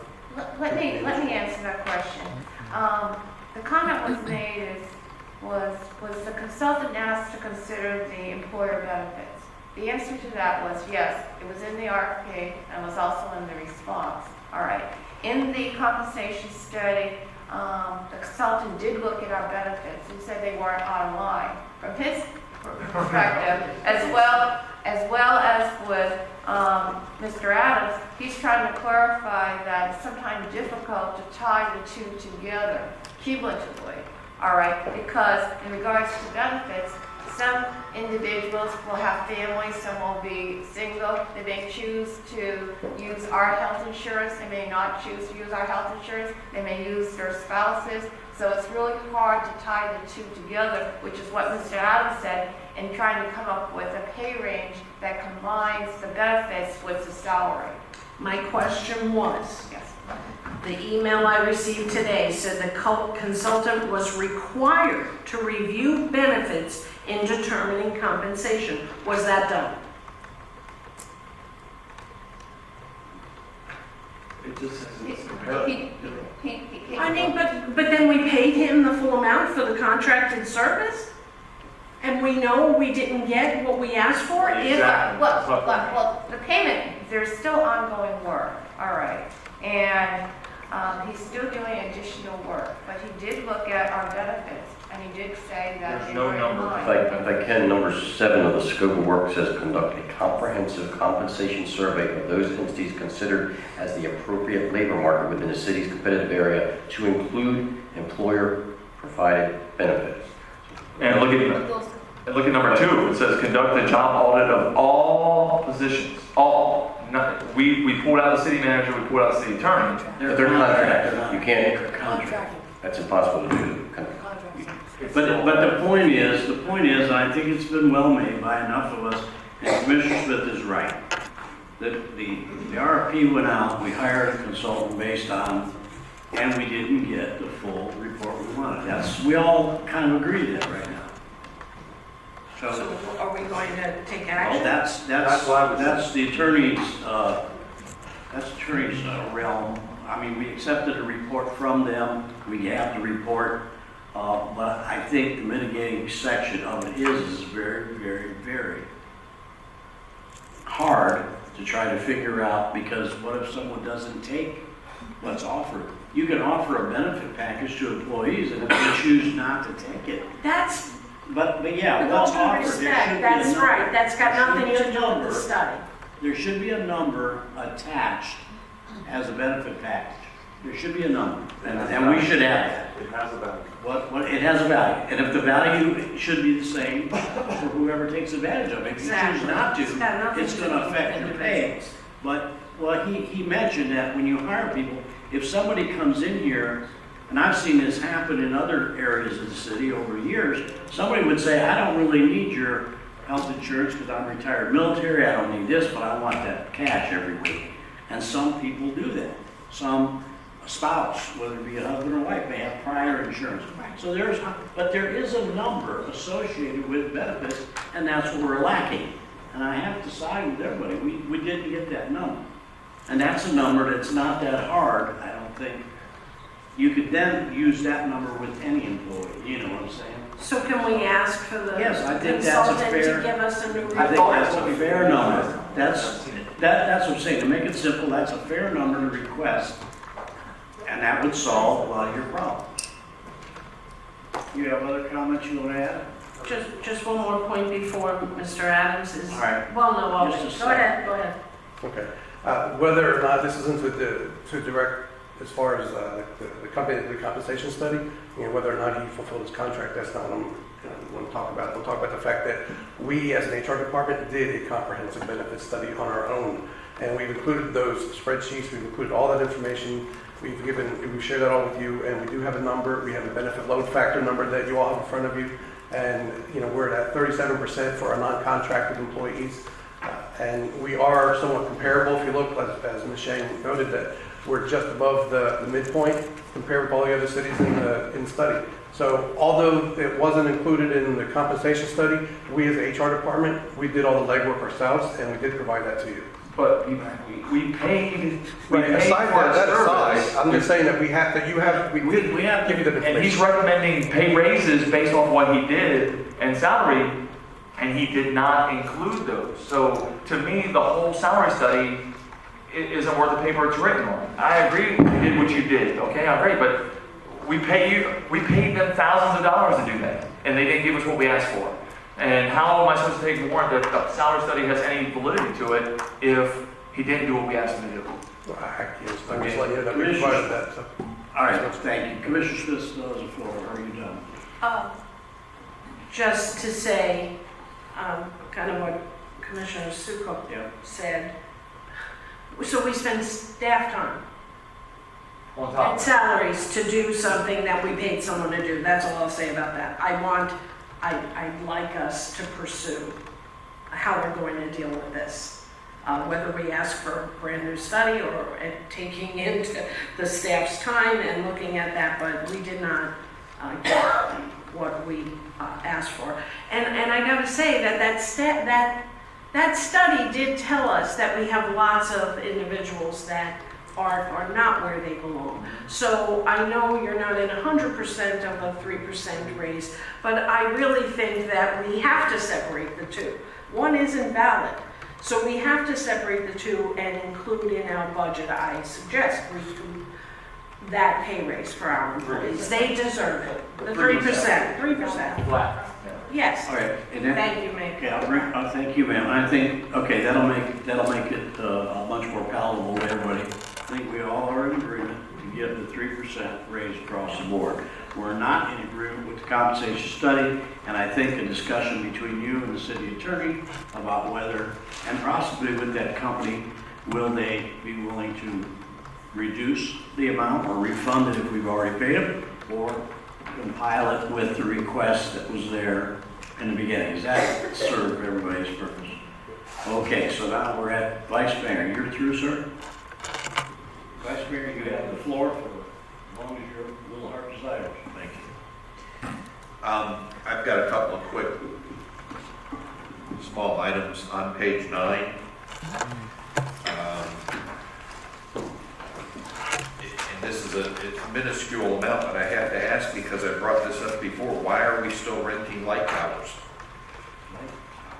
If you go down under Spooktacular, we have a line item in there for $750 for a light tower. We could have bought 5 or 6 light towers by now for renting them for $750. Isn't it buying a new one? I assume No, that's buying. It's rentable. No, this is a rental. This is all right. I'm pretty sure it's a rental. Who's? Who's got this one? Parks and Rec? Yeah. Steve? Steve, page 9, if you have it. That's a purchase, isn't it? No. This is the rental. We can remove that. My mistake. No, why? Okay. We now have, after this, Public Works has enough, after the 4th of July, we now have enough light towers If to you conduct any need one, event we I will have. give you the money, go buy another one, but it's ridiculous to rent it every year. The only place we would need them would be for the Christmas parade. So, but I think we have enough right now to be able to All right, scratch that item. So page 9, scratch light tower for 524801. All right, sir, next one. Page 37, this is going to be for vehicle maintenance. Just a clarification. Okay.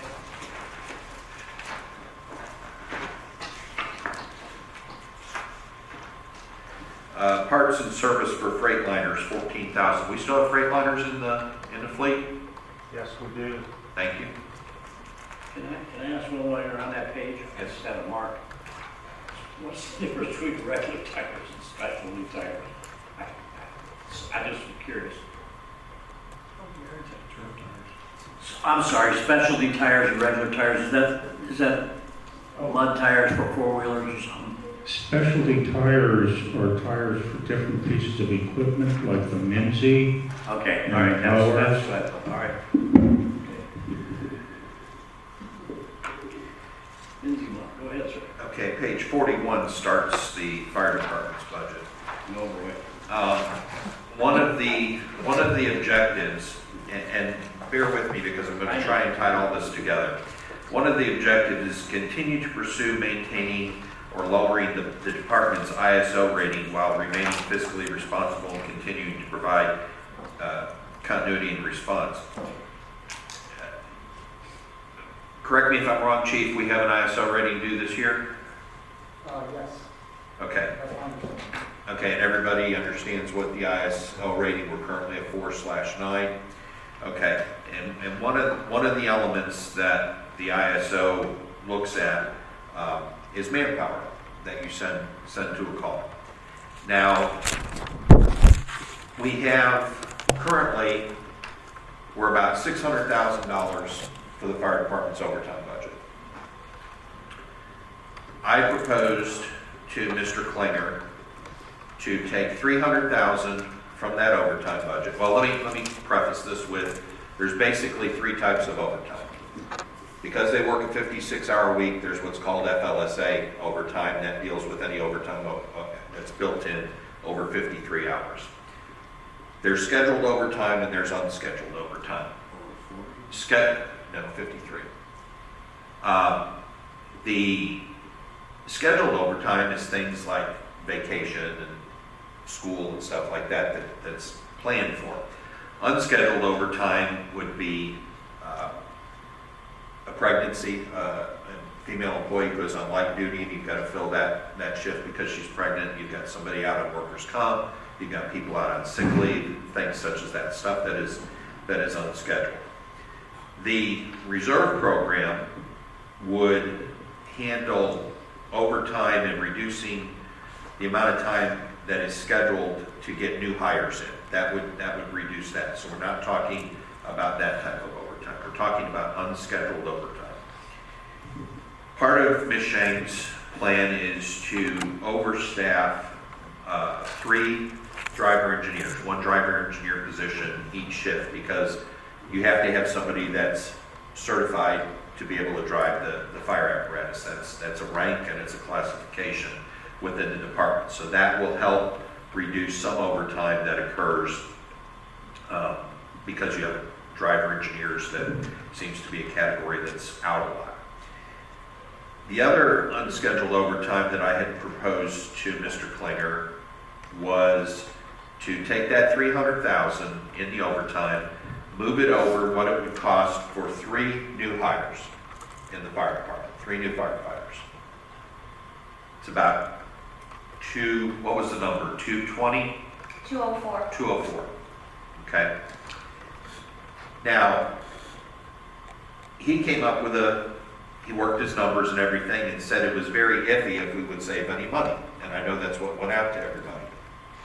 But one of the things he can't factor in is, because it's unscheduled overtime, how many people will actually be out. Now, as we get another year of people's tenure on the job, they will earn and accrue more leave time. You can only have 4 people off on a shift before you start to incur overtime. Okay? The minimum manning clause in the contract, you can only have 4 people off on a shift. So as they earn more time off, it fills up more calendar days. Does everybody follow me? Well, where are you going? I'm just follow me. So you have, by creating more calendar days that are used up for scheduled overtime, you create the possibility of more unscheduled overtime when somebody calls out sick, somebody's out on workers' comp, somebody gets called to court, those kinds of things. The 3 additional firefighters would help to reduce that unscheduled overtime. They would fill out having 4 firefighters assigned to each fire station. Currently, you have 5 stations. 4 of them have 4 firefighters assigned on a shift. You have 1 station that only has 3 assigned on a shift. Adding that 1 additional person would fill that complement out of 4 at each station. That would have, I can't tell you what the impact would be, but it would have a positive impact when ISO comes through to rate us. It would not have a negative impact. Would it be enough to drop us another category? I can't tell you that. They have to look at the totality of the whole grading system. But it would put us a step closer to helping in that area. We have not hired a new firefighter position in the fire department in 10 years. 10 years. You have people that are currently in the department are at 600 plus hours of overtime already, and we're only in August for the unit.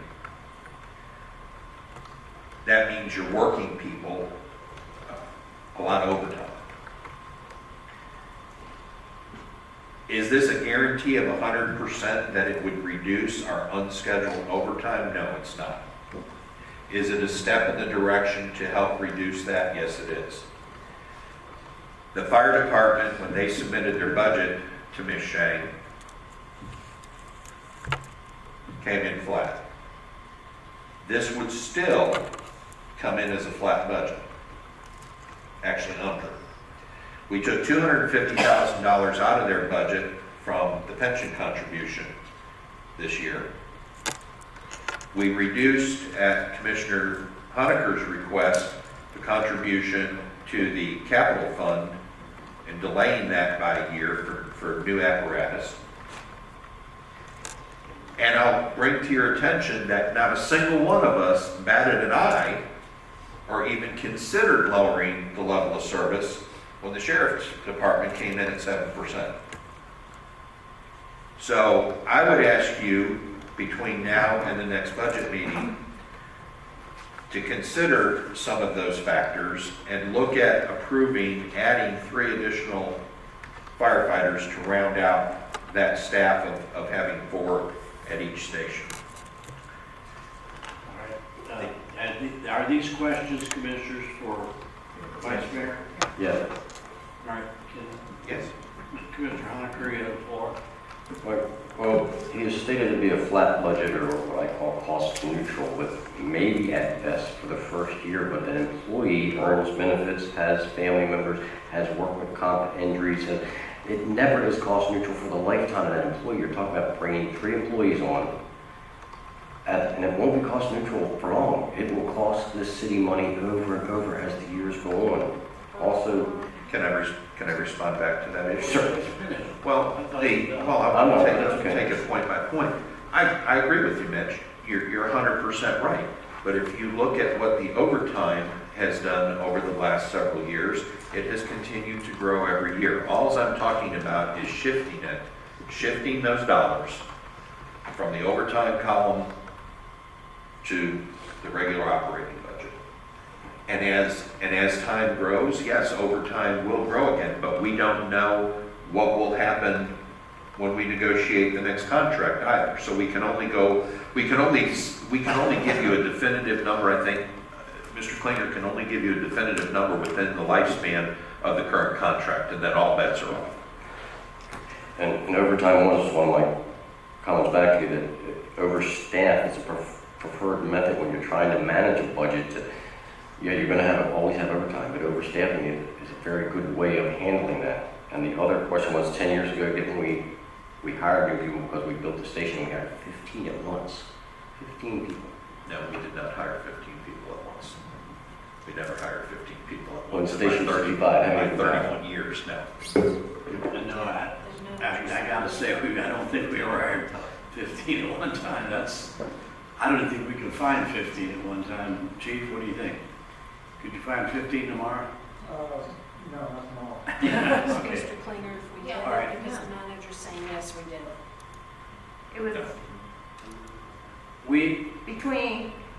It was my understanding is getting this information was between fiscal year 0405 and 0506, we increased from 54 to 69 firefighters.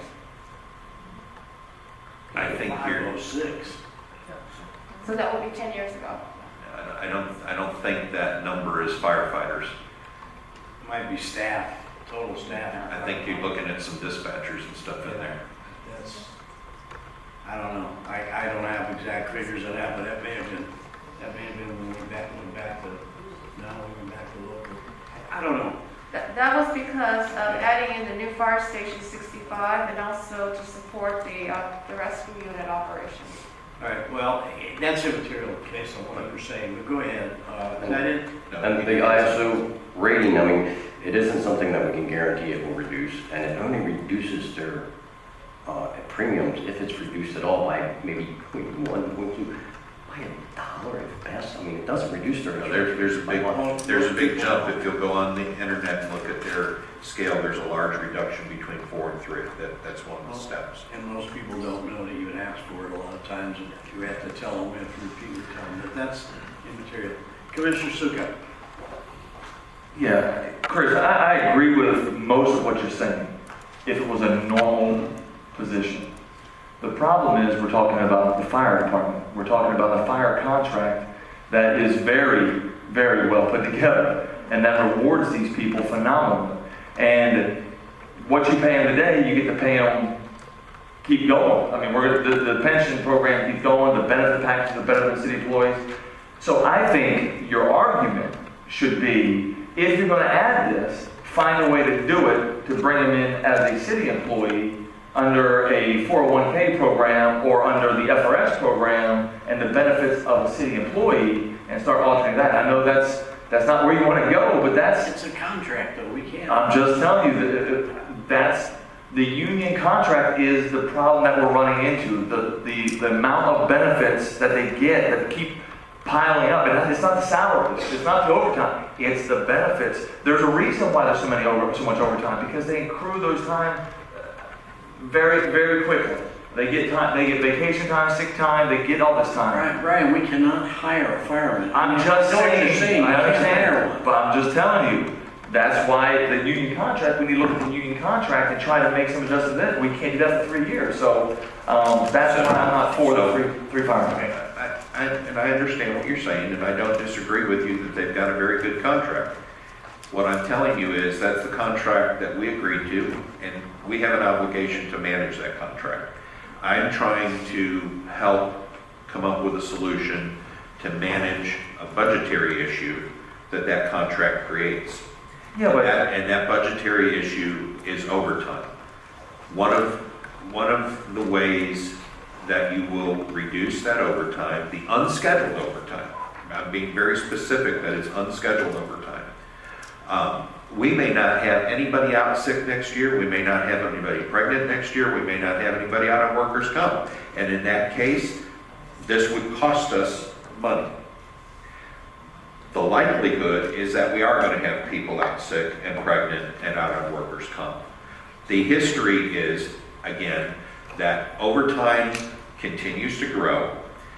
It will continue to grow because they are going to, there will be a significant amount of people that because of their tenure will earn more vacation, so that will be more scheduled overtime on the calendar, more opportunity for unscheduled overtime to hit on the calendar, hitting on a day when you already have 4 people scheduled off. If you have a better idea, or you're happy and you can live with the overtime budget increasing again this year, which it will do, then okay. I'm just posing a solution to you all that I believe, based on my 31 years of management experience in the fire department, will help to alleviate overtime in this fiscal year. And if we manage it properly, we will be able to stay ahead of the overtime curve for at least the life of the contract. But all I'm saying though is because of the union contract, I still think it's cheaper to pay the overtime for somebody than it is to bring somebody with their benefits. And if you talk to the current firefighters, none of them are arguing about overtime. I mean, they're loving life right now. And if it's cheaper, I'd rather give it to my guys now and save the money than bring in new people who's going to take that away from them. All right, let me move along here. Commissioner Hertzberg? Thank you, Mayor. Just a couple of questions. First of all, is any of this overtime mandated? Very good. So it's not mandated overtime. So you're not really putting the pressure on the individuals to work. They choose to do that. And that was a question that Commissioner Sukup already just brought up, is like how much of that is going to be cutting into the people that choose to do the overtime if you hire those people. The other question I have is, so the budget is flat this year, Chief Snyder? It's flat as far as what the fire department can control. As far as personnel salaries, stuff like that, but the rest of it, we try to come in as flat. But, and when was the last time the fire department had an actual flat budget? Anybody know? I mean, that's okay, I was just curious, and I agree that there needs to be some relief, but looking at the relief, and I know you can't use the reserve program for overtime, but you're at least setting up future hires and you're vetting your people already. I would like to see that reserve program be a pilot program for a year, see who you get, see if you can look at hiring and filling at least one position, but looking at a pool of people that you can already vet prior to hiring. I think to go ahead and say, let's hire 3 people without having that reserve program in place, if we're going to go with the reserve program, doesn't make a lot of sense to me. I'd like to see the 1-year pilot of the reserve and take a look. And then what I'd like to see, I mean, we have a defined benefit pension plan right now, right? Am I right? Yes. Defined benefit.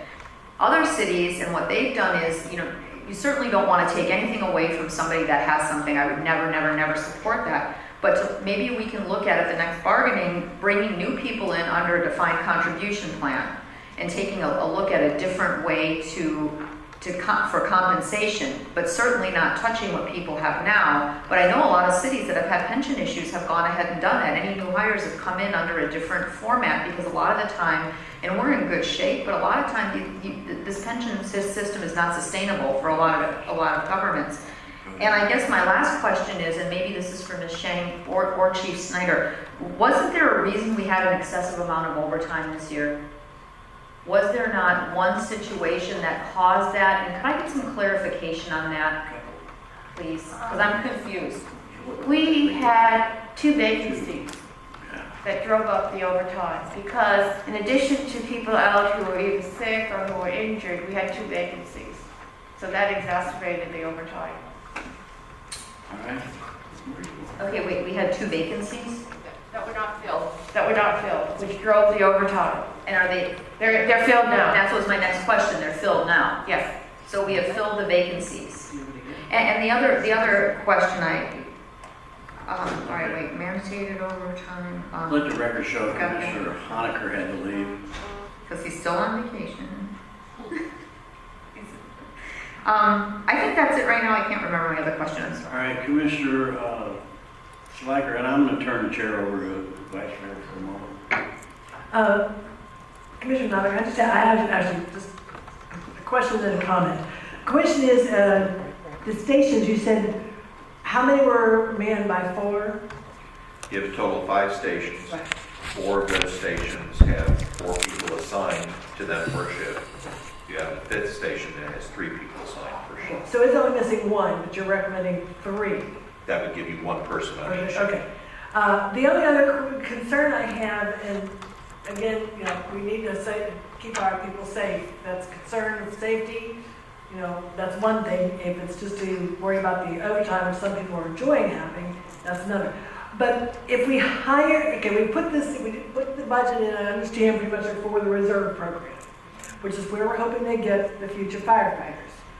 But if we hire 3, what has now happened to the reserves who are going in this program hoping they're going to get? It has nothing to do, the 2 have nothing to do with each other. Well, eventually you're going to need a place for them to come if they were thinking maybe that there would be an opening for them, because you said we're down 2 anyway, there might be an opening, and if we hire 3, we don't have any opening for them to look at.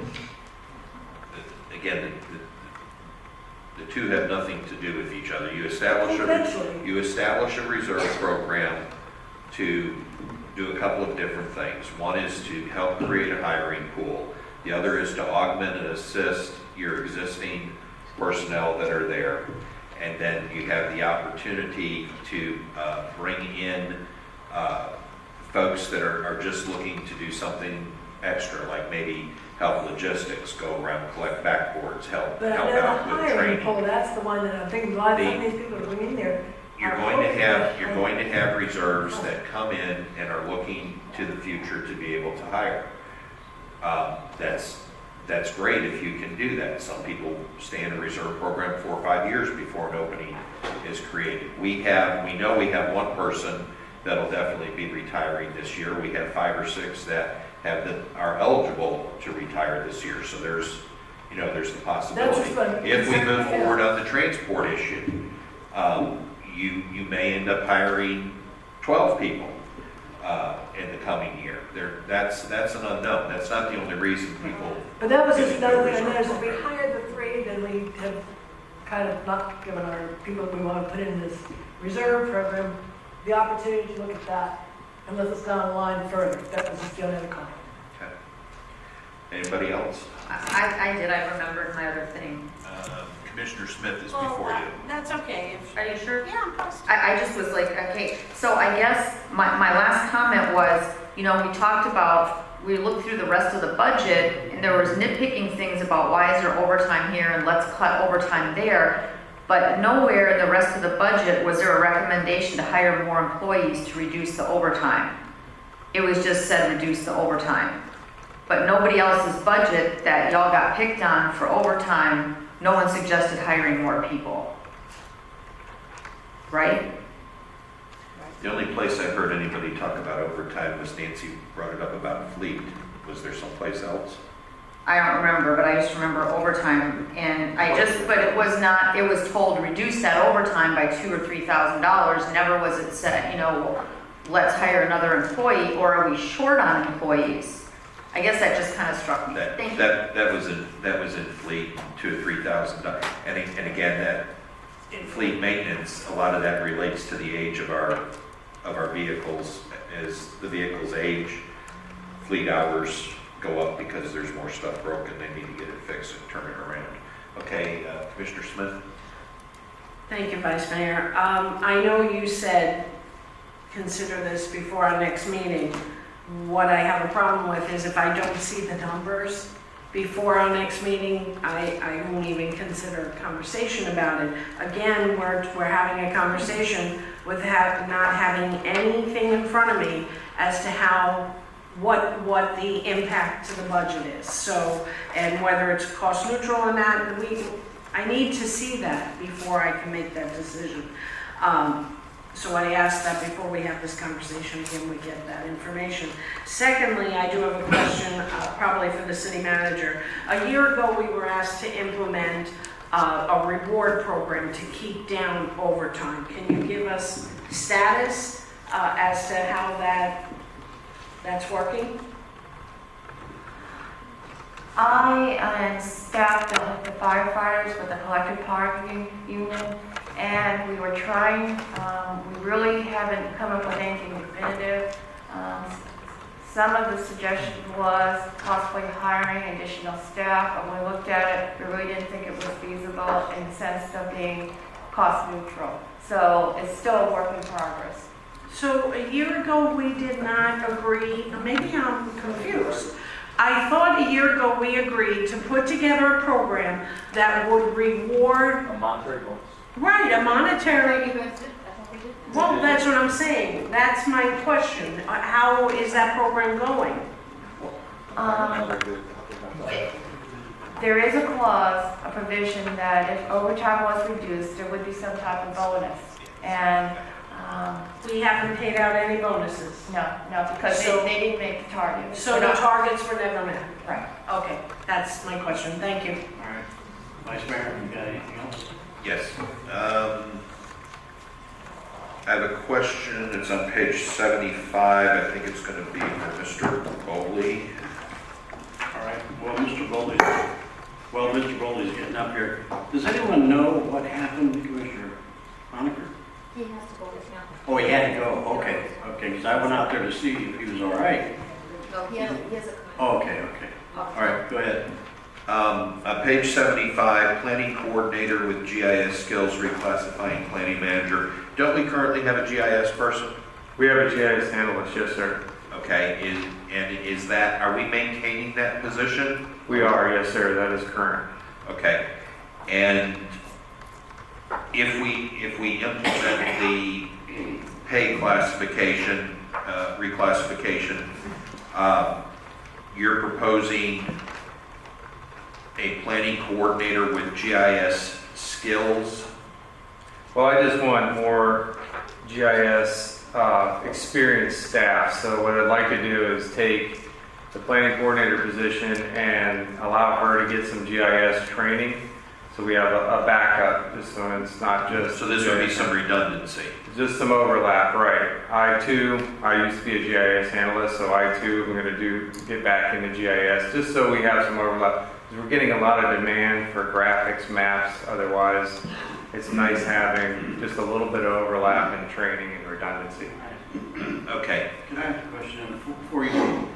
So you're talking about taking an existing employee Right. and training them. Yes, sir. So you wouldn't classify them until they had that training, right? Well, right now they have the planning coordinator position title. That's what they are. They went from administrative assistant to planning coordinator. And then part of that is to give them some GIS skills as well coming up, rather than hiring. But we're still maintaining the primary GIS position. Yes, sir. We have because, Yes, sir. again, I'll go back to my previous life. I know that's a very significant position because it's the genesis of any project. Yes, sir. Okay, and so having too many fingers in that pot can get messy. It can. We're very strict on data management for that so that the layers do not get corrupted. That was my concern. And give me a chance to remind them, you're going to reclassify an administrative assistant to a planning coordinator. Have you already done that? Yes, sir. And this budget year. There's no increase. That's correct. Well, but there is just giving them a license. I think the increase is to get a GIS license It's to just allow a them. small amount of money that you're. Right. We reduced this 25,000 annual maintenance down to 1,500, and in that savings, it's a $400 increase for. I was just concerned about the position. Just wanted to make sure. All right. Okay, my next question is going to be on page 102, and I'm surprised nobody else has barked about this one. I will complain about this until I have no breath in me.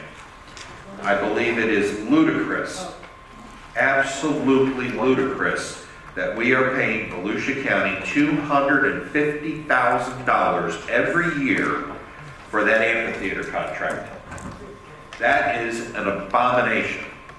Let's pull it out of the budget and force their hand. It's a contract. It's legal. I say we give it What, back. okay, Becky, what happens if we don't pay the $250,000? That's my point. We'll lose access To go to court. I would assume that we'd end up in court. That's it. And, I mean, can we not renegotiate this sometime? Well, certainly we could attempt to. Oh, absolutely. I just think it's ridiculous. I mean, what are we getting for A $250,000? rundown facility that don't paint. They can't even paint it. Go try it for, you know, Commissioners, if you pull the money from the budget, the money's not budgeted, and you tell the county we didn't budget for it because we don't feel it's worthy, you're gonna go to court. It's that simple. We tried to discuss it with them. We finally asked for a breakdown, and I was not here when this happened. I'm not placing the blame on anybody, but the contract's written the way it's written. We're paying for the employees at that library, and we're the only city in Volusia County that has any kind of a contract like this on anything. We're also the only city in Volusia County that does not have a county-operated park within their city. None. None. So, I mean, there are a lot of options. We've talked about it, but we've never done anything about it. So, it's. Well, Wouldn't Becky litigate that? You Wouldn't you can't litigate that first? just not fund it. It's a contractual obligation, and I don't want to say not do our obligations, but We already have legal. the only way to. we have been Yeah, it kicking wouldn't this, cost you anything more other than, we've been the kicking this out-of-pocket can, costs. we've been kicking this can down the road for the 4 years that I've been here. I say, let's force their hand, let's pull it from the budget, let's set it into the general fund. When they shut down the scrub, How are they gonna shut it down? How are they gonna shut down a scrub? It's a bird. How are they gonna shut it down? But I mean, if we were getting something worth $250,000, I mean, that is a county facility, it's supported by county taxes that we all already paid into, and now we're paying another $250,000, and they have user fees. Yes, they're charging commission. Yeah, so, I went so far as to get a printout from them on what we were paying, and I was appalled that I saw that we were paying for all those employees. So I'm ready to. I'm opposed to paying that $250,000, I want to be on record. I don't want to go to court, but I'm opposed to it, but if you bring something like that up, what do you want us to do? I mean, it's a workshop, we can give staff direction that we pull it from the budget until the final. I would ask the county to send us a bill for the work that they're gonna do. If they paint the building, we'll pay them for painting the building. If they got an air conditioner that's broke, we'll pay our fair share of that. What are we getting for that $250,000 every year? And it's not being maintained. A sign on the amphitheater. Well, I think it's crazy that we continue to pay that. Next item, page 105. The lobbyist fee, I want to maintain the lobbyist at the current rate and have another workshop with that lobbyist firm to, now that we've had the experience of having them a couple of years, I'd like to be able to sit down with them and give them a clearer direction. So you don't want to pull that out? No, I want to keep. Commissioner Hertzberg, you got a question on that? No, I just wanted to make a comment on the amphitheater, but I'll do that after Vice Mayor's done. Well, we're fixing to wrap up. Go I ahead. didn't do I'm sorry. Sorry, I'm just saying. On this? Yeah, I didn't go through my list. Oh. No, I'm just saying. You were the first one, ma'am. Well, I asked a couple of questions, but I didn't. Yeah, no, go through you the started list. with that. We- Okay. You started with All right, Nancy. we'll give you time. I'm just saying. I'm sorry, I thought you didn't. No, we started with Nancy. I'm not on board for the increase on page 105. I think we reduced the commission $10,000 fee, so okay, we talked about that. The 35,000, I'm not against having that 35,000. What I'm not totally in favor of is having it like a discretionary fund for each of the commissioners. So the process to distribute that 35,000. We've changed that. We already changed that. Okay. Move on. Page 111.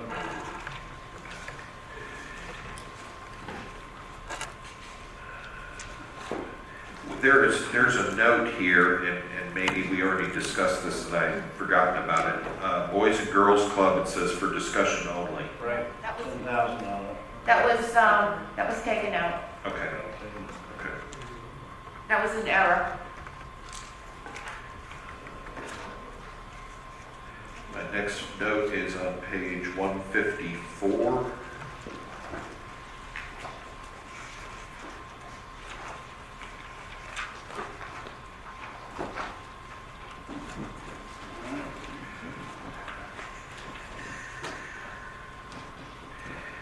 Okay, are we going to talk about capital stuff separately? We're going to have, because that could be a lengthy discussion.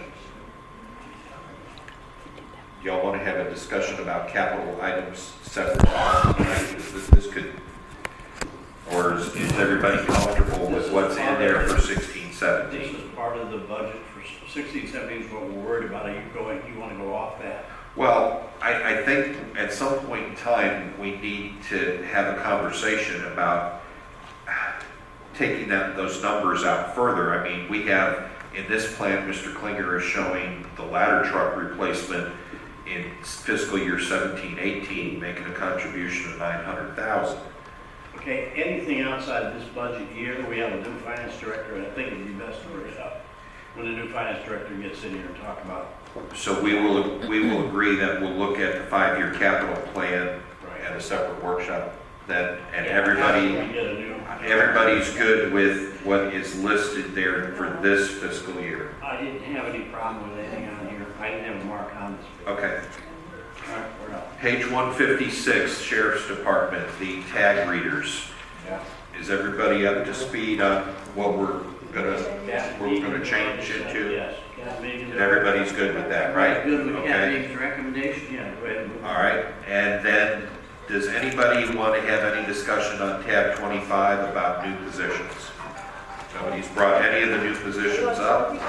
Tab 25, tab 25. It's a new position, fiscal, financial impact. The coordinators and the best managers. I just thought, this is just me, but I had, the only marks I had here, if that's the question you're asking. My machine just said software Yeah, just say update. later. Just Right? hit later. We should say Install, It's a remind me. software. Remind me later. All right. The only thing I had, Eastern wastewater treatment plant, wastewater operators, Oh, up here. the budget amount, the base and the total, I'm just wondering, I got a little bit confused on what that is. Is that a range or is that, it says budgeted 37,772 and then 63. Is that for two? Is that what the point of that is? Or is that That's with benefits. The base pay, and then you have to account for the the, it's benefits. 37 and 63 with benefits? Almost double? It's tab. It's tab 25, P1. Page one of that. I didn't understand that. I had that listed here, and I didn't understand that. The base is their pay, and then the total cost is what it's gonna take to get them into that job. That would be their matching. The benefits is the way I took that. Yeah, but some of them are a lot higher. Yeah, that's what I'm saying. I got low written there, and you can see the number. You see what I had written there. It seemed kind of, it didn't make sense to me. Gerald, you understand what I'm looking at? Second section under Deltona Water, the Eastern Wastewater Treatment Plant, DW 365. It's got wastewater operator 37, then another wastewater operator. The first column, which is base, the starting salary, I don't know how all the benefits are calculated by finance. But it's an enormous Jump. My understanding is that as a general rule of thumb, our benefits are about 38%. And that's about, That's Mr. Plager, go ahead. First and foremost, when you have a somewhat lower paid employees that's in an open slot, the percentage will be higher because we always budget medical for family coverage, which is the highest there is. What may actually happen is they may be employee only, and it'll be a fraction of that number. So this is high end. I would say worst case scenario. Okay. Yeah, all right. That And it's not general fund. I mean, none of this affects the millage. Well, okay, but now go up on that same page, and you can understand my confusion. You go up to general fund under Parks and Recreation Facilities Board, 24,009, total 3420. So part-time. Well, but still, I mean, is that what it is? There's going to be no benefits? Part-time. It's full-time. Do you understand where the confusion came with looking at the numbers? I mean, I'm sure you can justify it, but I can't. Were you talking about the facilities coordinator? Yes, sir.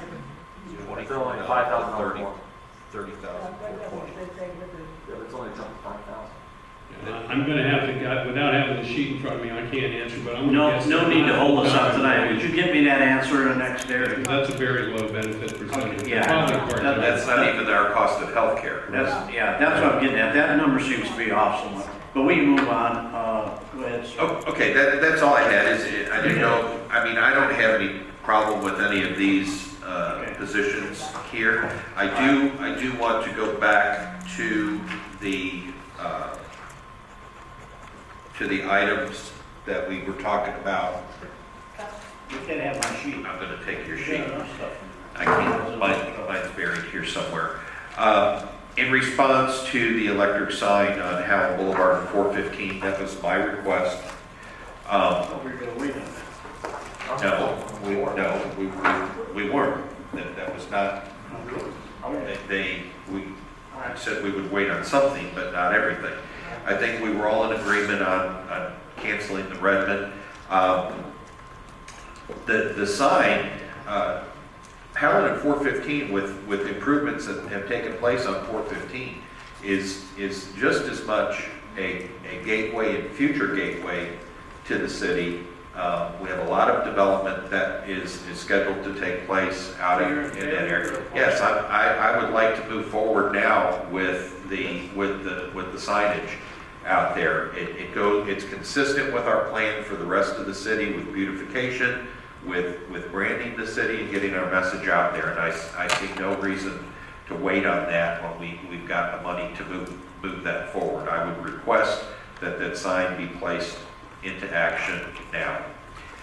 The firefighter reserve program, again, I'm for that program and starting it now. It originally was in this year's budget. It was placed on hold by Chief Ram, and I'm for moving that forward. I'm also in agreement with moving the pocket parks forward. Again, when we had the citizens come in here and talk to us about their wants and their needs, parks was certainly something that they wanted. They wanted them accessible in their neighborhoods. This meets that. We have the money to do it. Public Works, relocation, site engineering, again, that is a valuable piece of property, again, out in my district, that could be future commercial as soon as we can relocate Public Works out of that site, the better. The sooner we can get that property set up to be on the market, hopefully flip that into a tax-paying commercial piece of property. The help desk person, that's way, way overdue. Oh, we did that. No? No, that's a position that's way overdue, and so I support that as well. Thank you, Mayor. Are you done, sir? Yes, I am. Commissioner Smith? Thank you, Mayor. I'll go quickly. I do have a question on the Public Works relocation since we're on that sheet. Have we actually brought out a commercial realtor to give us an appraisal on that property and, to make that decision as to the relocation? No. Are we planning on doing it anytime soon? I thought at their last meeting we discussed it. I may be having. I was on here Monday. Are you talking about Monday's meeting? I'm not. We talked about having a study by staff on what it would cost to relocate that and what the benefits of consolidating everything into one piece of property. Then find the benefit of moving it and what impact it would have putting Public Works in a neighborhood area versus, where it's at now. That was something I thought staff was going to bring to us. Do we know the status of that, Ms. Shea?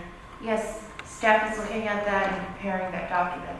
Okay, Because so we it don't seems have to me that. it wouldn't make sense if we're not going to get a nice What it does is you're trying to develop. Consolidate. You're trying to consolidate, which they said would be huge, plus you're opening up more commercial, which we're all dying for. And we would own that piece of land. But wouldn't we like to know what that value is? I mean, I don't think, to me, I don't think it matters. Okay. It's not a place for Public Works to be.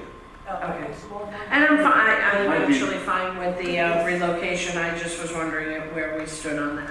And just in general on these budget amendments, how close are these numbers? Are they very, very accurate to the actual cost?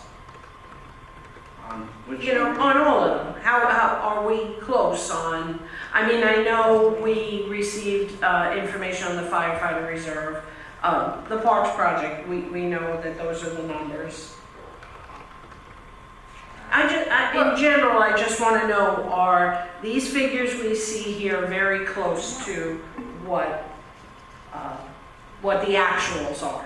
They're in the ballpark. I mean, we're getting some more numbers, more information on the electronic signage, because I know the comment was made is that we want to have the current type of electronic signs that we have on Holland and Saxon. So we're looking at it, but I think we might be able to come pretty close to this. All right.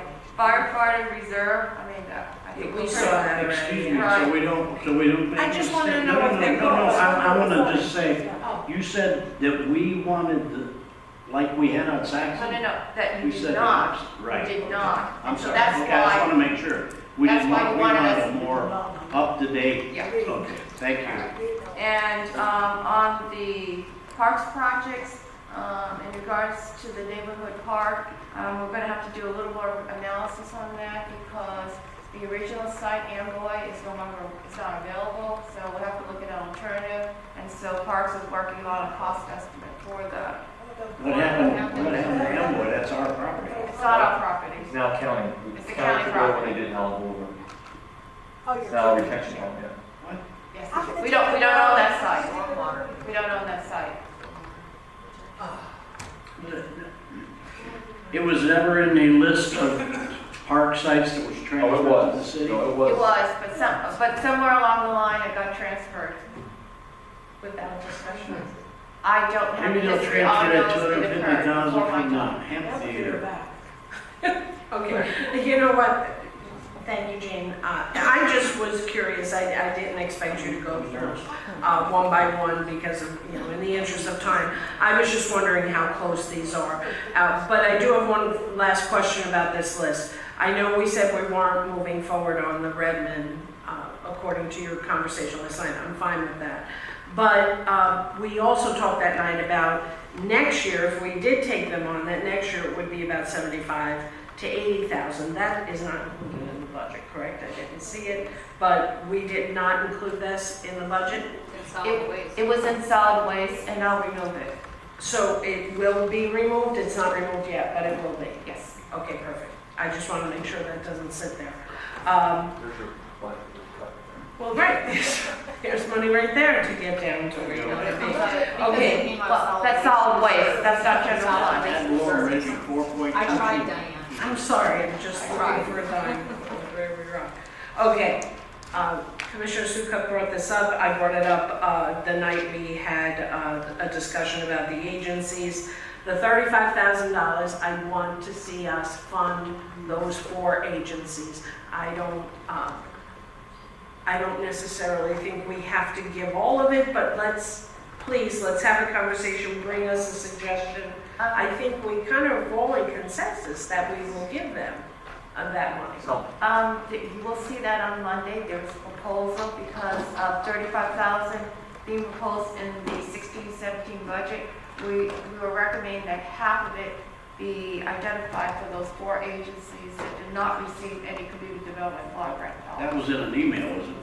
I'm sorry, I didn't say, I was out of town, Very tight to little kids. I tried to keep up with emails. I'm sorry, I don't remember seeing them, but thank you. All right, and then the other part will be held, because then my other suggestion was to, why don't we do some kind of mini grants? We should not be spending that money individual. And we made that change so that it will be I think you brought that up, Diane. Okay, perfect. Second thing, out of the surplus, at the last meeting, I asked that we consider providing the second bin for our residents that require one. We are getting emails every day saying that folks cannot afford that second bin and they desperately need it. We have groups out there that are purchasing them for. Our residents should not have to purchase bins for each other. We have a surplus. Let's use it. I've heard time and time again, reinvest that back in our community. I don't believe there's going to be a big amount of people that are requesting that, and I think we should consider doing that. It was our ordinance with the unintended consequences, and our families cannot afford $75 for a second bin or $60 at Lowe's. I thought we were gonna go back to the rental and not the $75, which is $3 a month. All right, Why don't we're breaking up here. Okay, we're still asking them to pay for the bin on the ordinance that we passed. Again, it's my belief we need to. I don't have support, okay. I don't know that you have support for Okay, that. so we find out if there's support? Is there support to buy? I've looked at. I wouldn't mind a program where people could apply for a need base, but when you open up to everybody, it's. Again, you're asking us the same thing you always say, Commissioner Smith, without any numbers, how can you make a decision? And if it's $75 a bin and you have, how many people are gonna ask for that? I think that you have to have a certain amount of budgeted money and to give away, and then what do you say? All right, we take $100,000 for bins, and when that's done, you're out of luck. Well, why don't we take the 26,000 we're looking for Edmond? Wait a minute. Because it has to come out of solid waste though, right? We're getting way off the subject. If you were to approve that and discussing it at length and looking at, you're talking $1 million, you're talking if one person asked, everybody will ask. If you're a homeowner, if you're a renter, how do we get the bin back if they move? It's very, very complicated without a process set up for how you do it. Because it'd be similar to what some of the argument was about Waste Pro. When they leave, we gotta give them 33,000 bins back, or who pays for it? It's fine to bring it up. I think we have to talk about it more in depth. Okay, and Commissioner Herzberg, this isn't something, when we're talking about firefighters, there's a definite amount that's with that. I say we set aside a certain amount. There's no way I could know sitting here today how many people are going to ask for one. I know I'm certainly not. There's 2 of us in our household. That's not, so there's no way I can provide you with numbers. So I understand what you're saying, but you know what, come on, let's be And I realistic. agree with that, but I also think that there's some other things in the works that might be able to address that situation. Social service agencies. And I think that I would like to see, then let's see a breakdown. If the city purchases garbage cans for somebody, let's just say half of the residents, half of the homes, or if we lease them for residents. Let's see a number breakdown. Well, because I don't believe $75 is the number we should start with. That's what Waste Pro is charging folks. I would ask that they give it to us at their cost. They're $90-some at Lowe's, I looked the other day. How much? $90-some. So. Again, that's a markup for a business. I'd like to know, okay, Yeah, if I don't we have the have- support, it's fine, but you know what? We've got to figure out something going on Right. with what's going on in our city, because we are certainly not servicing our residents right now. Again, maybe part of that $35,000, Mike Pikowski had talked about that HMIS system.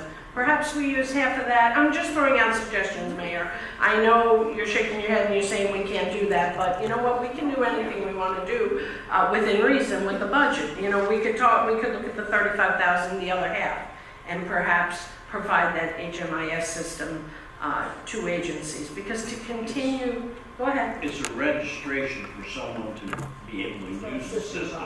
So we don't know how many people would want to use it, but that Well, could be we addressed only have through- how many social agents? That's social what you're services? talking about, like the that's grants. Well, anybody can come in and request it if we don't have some sort of policy.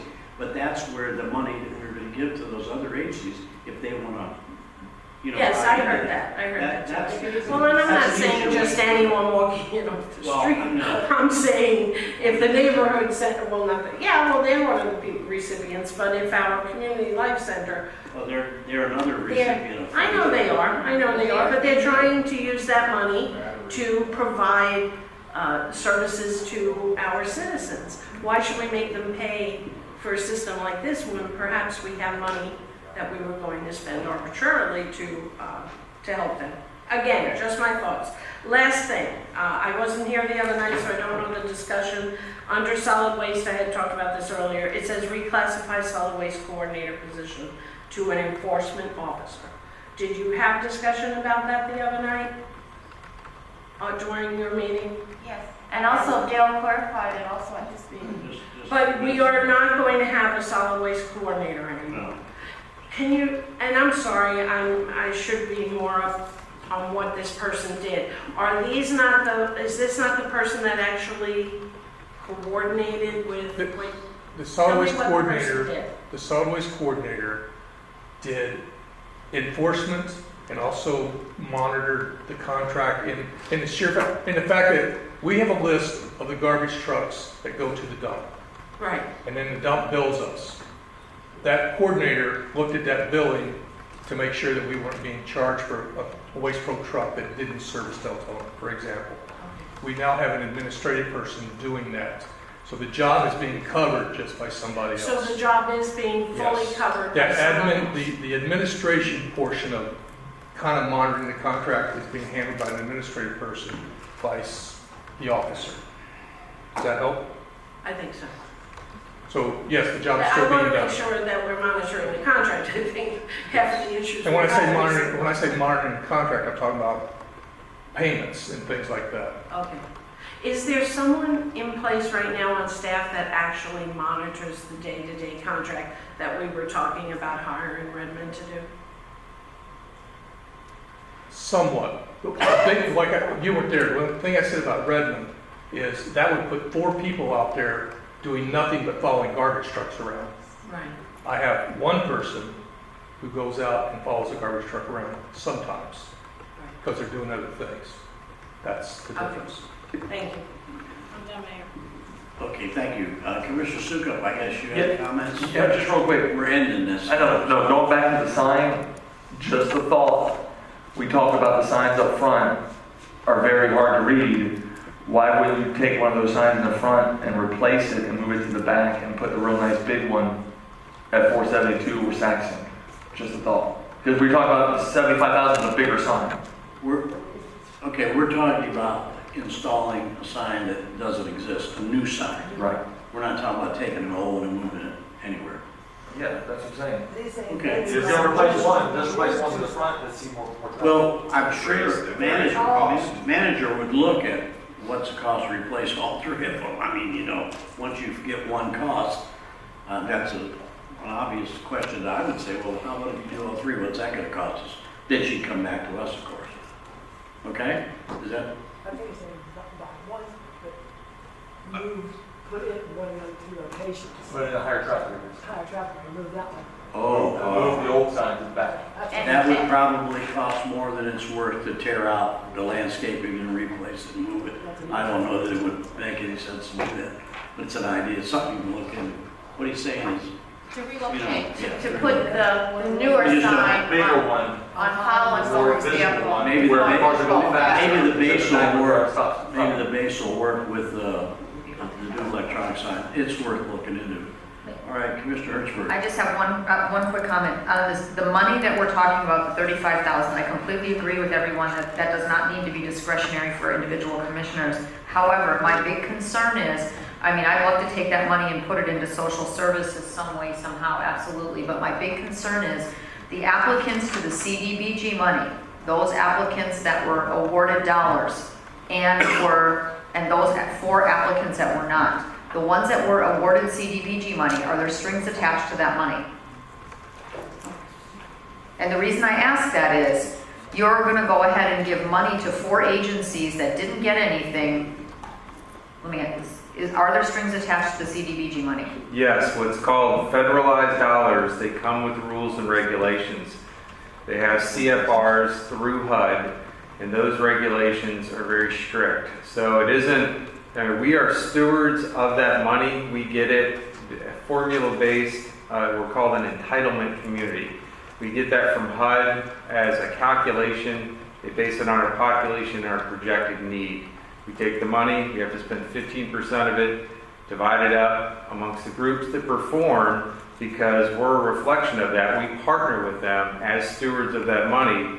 We have to spend that money properly per those HUD regulations, report that back to HUD so that we stay in bounds. If we don't, we either get written up for findings or a concern, or the money is turned off. Turn off. All right, Okay, the reason I asked that question. Can we require the others to follow? No. The reason I asked that question is what you're doing is you have staff that vetted groups and awarded them CDBG money that has requirements. Now, what you're proposing as a commission to take those 3 or 4 agencies that didn't receive any money, give them free money from the general fund with no strings attached and very little accountability, and I have a huge problem with that. Me too. I have a huge problem with that from a fundamental standpoint, that you're requiring those that met your criteria to follow a set of rules, and the ones that did not, you're rewarding them with money that they can do with what they want. I would rather see that we go ahead and take the CDBG money and award everybody, and then you take those agencies such as the Neighborhood Center, the Boys and Girls Club, and you give them a supplement out of the general fund. And you make everybody have a fair statement through CDBG, because what you're doing is you're rewarding those people that didn't qualify or staff didn't feel was worthy of that money for whatever reason you decided to vet it out, and now you're giving them money, with no accountability. Okay. That's just my concern. And the other part of that, I'm not done, the other part of that concern that I have is now you've opened that up to 10 more agencies to come in that know that when they apply, they're automatically going to get general fund money. So there has to be a structure. I am all for taking the $35,000. I'm all for taking $50,000 and applying it, because you know I have said over and over, we have needs in this community. The general fund does not produce any money except the $10,000 we gave the Boys and Girls Club last year because they messed up, and Council on Aging. We produce nothing else out of this general fund for any social service agencies. Correct me if I'm wrong, anybody. So I'm all for taking money out because we have it, but not to give those at the bottom end of the table a free-for-all while regulating the top end. So however you guys want to work it, I can't support it the other way. That's the only thing I have. I'm all for giving every agency something. My only statement is, the people that are getting the money should qualify, should be held accountable to the same rules. But if you do that and I'm you just give saying. those agencies something out of CDBG and then you pull it from the ones that we gave the bigger amount to and supplement those things that have HMIS tracking, that have a proven record that are on there, and I don't care if you include the Y in there or whatever, you're being fair. The other way, you're not being fair. That's just the way I see it. For the CDBG money. I want to defer mine to Commissioner Smith, because she wants to address Well, I just have a quick question. Last year, we did put $10,000 into the general fund because the Boys and Girls Club missed their deadline. Do we hold them accountable to the same exact rules as the other recipients? They were already receiving CDBG funds as well in past years. Right. So we have a track record with them on the monitor. Did they follow the same, that wasn't my question, did they follow the same exact rules last year as far as the accountability? When they get money from you directly through the general fund, they are not required to submit paperwork to us for monitoring. I think that's the point that Commissioner Hertzberg is talking about. Well, but why was it okay? I'm not going to start an argument. Why was it okay last year to do that with the Boys and Girls Club, but not do it with these four? And please, I believe they should have the same requirements for reporting. And I agree with you, because you don't want to set a precedent, and now we're setting year 2 of a precedent, we're continuing it, and it's going to be more and more agencies that come on there. So I agree with you, but like you said, the Boys and Girls Club had a proven record, and I believe Commissioner Honecker was the one who really pushed for the $10,000 to be supplemented for the Boys and Girls Club. He was the one that really wanted that, and I don't disagree with that. I have a partially. We have a set of rules when we give money to people that ask for, through Parks and Recreation, for a waiver on some of the fees. So we can use a similar process for anyone who requests funds and is given funds that they need to submit the follow-up information. It's that simple. I mean, we're beating that horse here. It's going to be handled as many grants, and no money goes out unless they will follow up with how the money was spent and give us. Does that, everybody agree with that? All right. Jane, we make sure of that? No money goes out anymore unless they follow it. All right, Vice Mayor, and then I'll go to you. We can, in the case of the CDBG grant money, that's mandated how that reporting is done. We can require that same reporting on our general fund contributions, but the report comes to us. It can be the same paperwork, it just say Deltona on it. So we can easily resolve Are you going to that. then go ahead and do the same breakdown of how the funding works that CDBG requires to those agencies from ours? I mean, in other words, the money that you give to the neighborhood center, do they have a certain amount that they have to do for admin or anything, or do they just get the money to do with whatever they want? No, there's a breakdown, and they tell us what they're going to spend the money on when they submit their application, and then we go to the application when we monitor and say, okay, they did this, and then So you can do the same for general fund? We can do the same for general fund as well, yes. All right, are you done, Vice Mayor? No. All right, let's. Hey, real quick, Mayor, on that. No, I got 3 people saying quick in my ear. Go ahead, sir. What are you doing? I was waiting for my turn. You got it, go. Okay, I wanted to go back to Amboy, to the pocket park thing. Now, Amboy. Wait a minute. We got questions on this thing first. Can we finish those? Sure. All right, you said quick. This is quick. The reason I say quick is I think we talked about the fact we want to go for mini grants. Instead of us discussing that tonight, let's bring that up as special guidelines at the workshop. Part of the funding. If I may, you're going to be able to discuss that on Monday because we have it on the agenda. Fine. Commissioner Sukkot? That's all I was saying. You take someone like the Boys and Girls Club who we're giving 10 grand to, you cut that into 2 grand, give everyone else 2 grand on the CDBG, and then you award the Boys and Girls Club 8,000 on our side, and everyone's held accountable the same thing. So They all follow the same rules, okay? That's what we've agreed to here, I think, right? Yes. Everybody? Okay. Okay, we have other locations that we can put pocket parks in, right? We're not dead in the water with Right, this. yes. But the cost may change a little. Okay. Oh, the cost might might change a little because of the site. Okay. 25 All right. sites. I just wanted to make sure that wasn't dead. No. Is that it? Okay, I haven't started mine and I'm not, it's 8:30. But,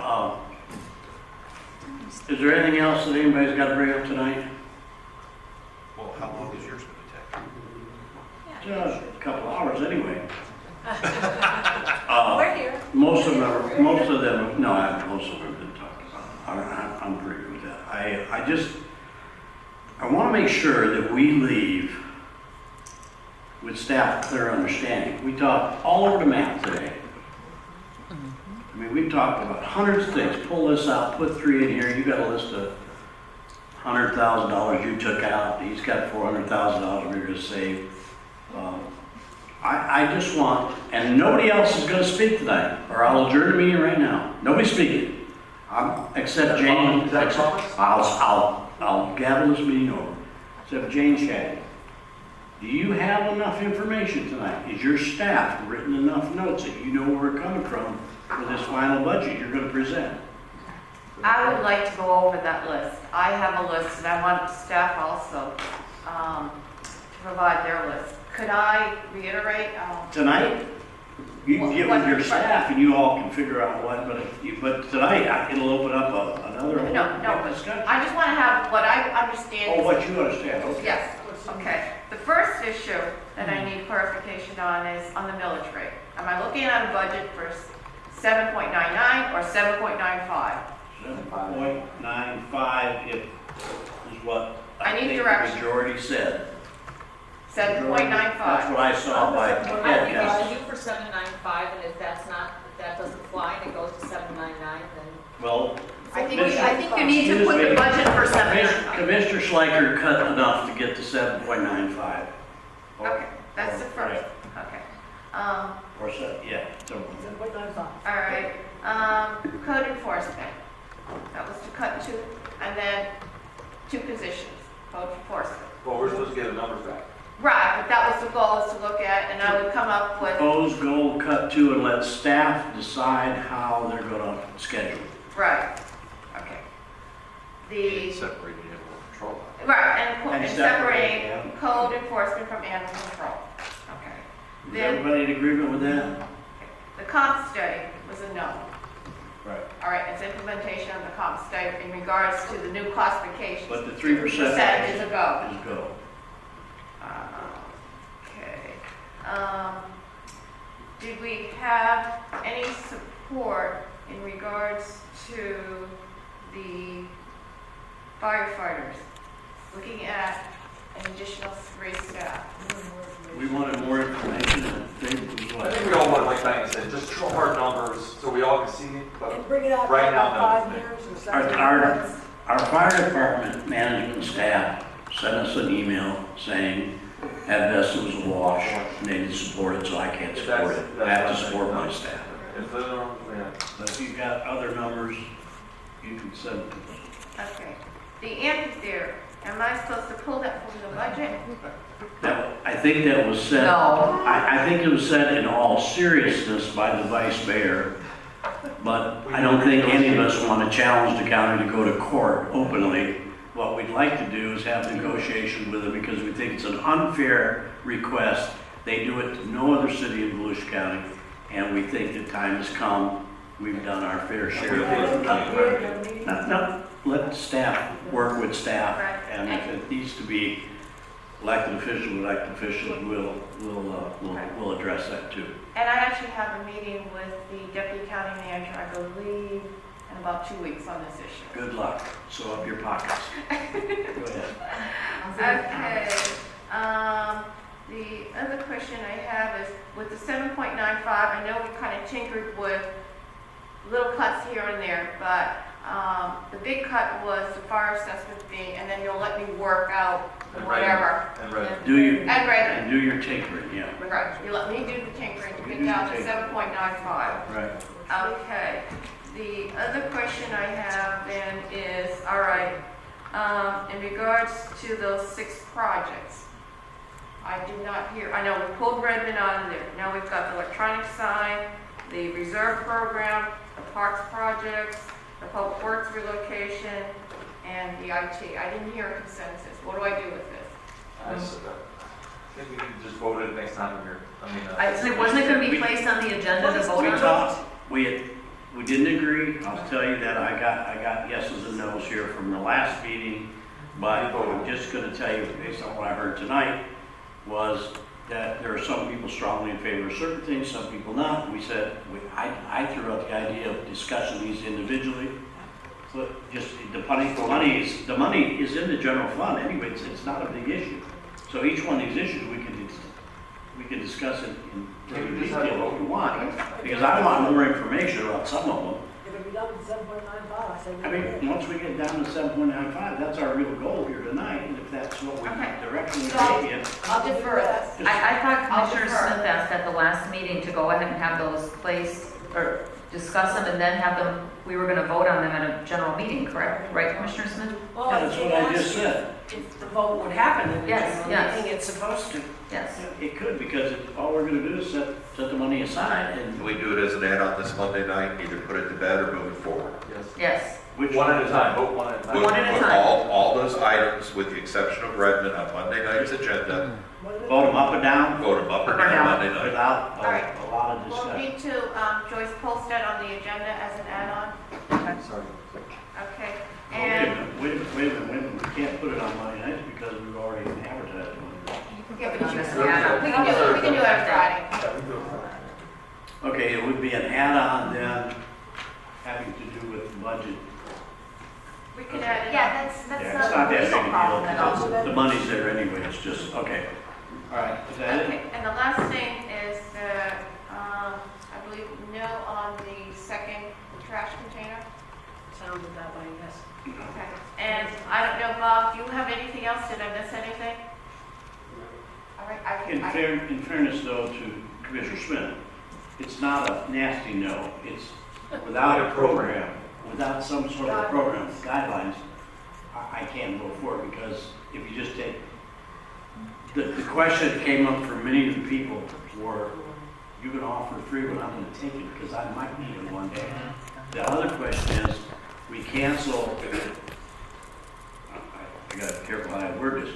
Let's say that we're not successful renegotiating contact with Waste Pro, and Waste Pro then decides, which they can, to pick up all their cans. If there's not a green Waste Pro can there, will they then choose to take, and are we gonna have cans made that say Deltona? You know what I'm saying?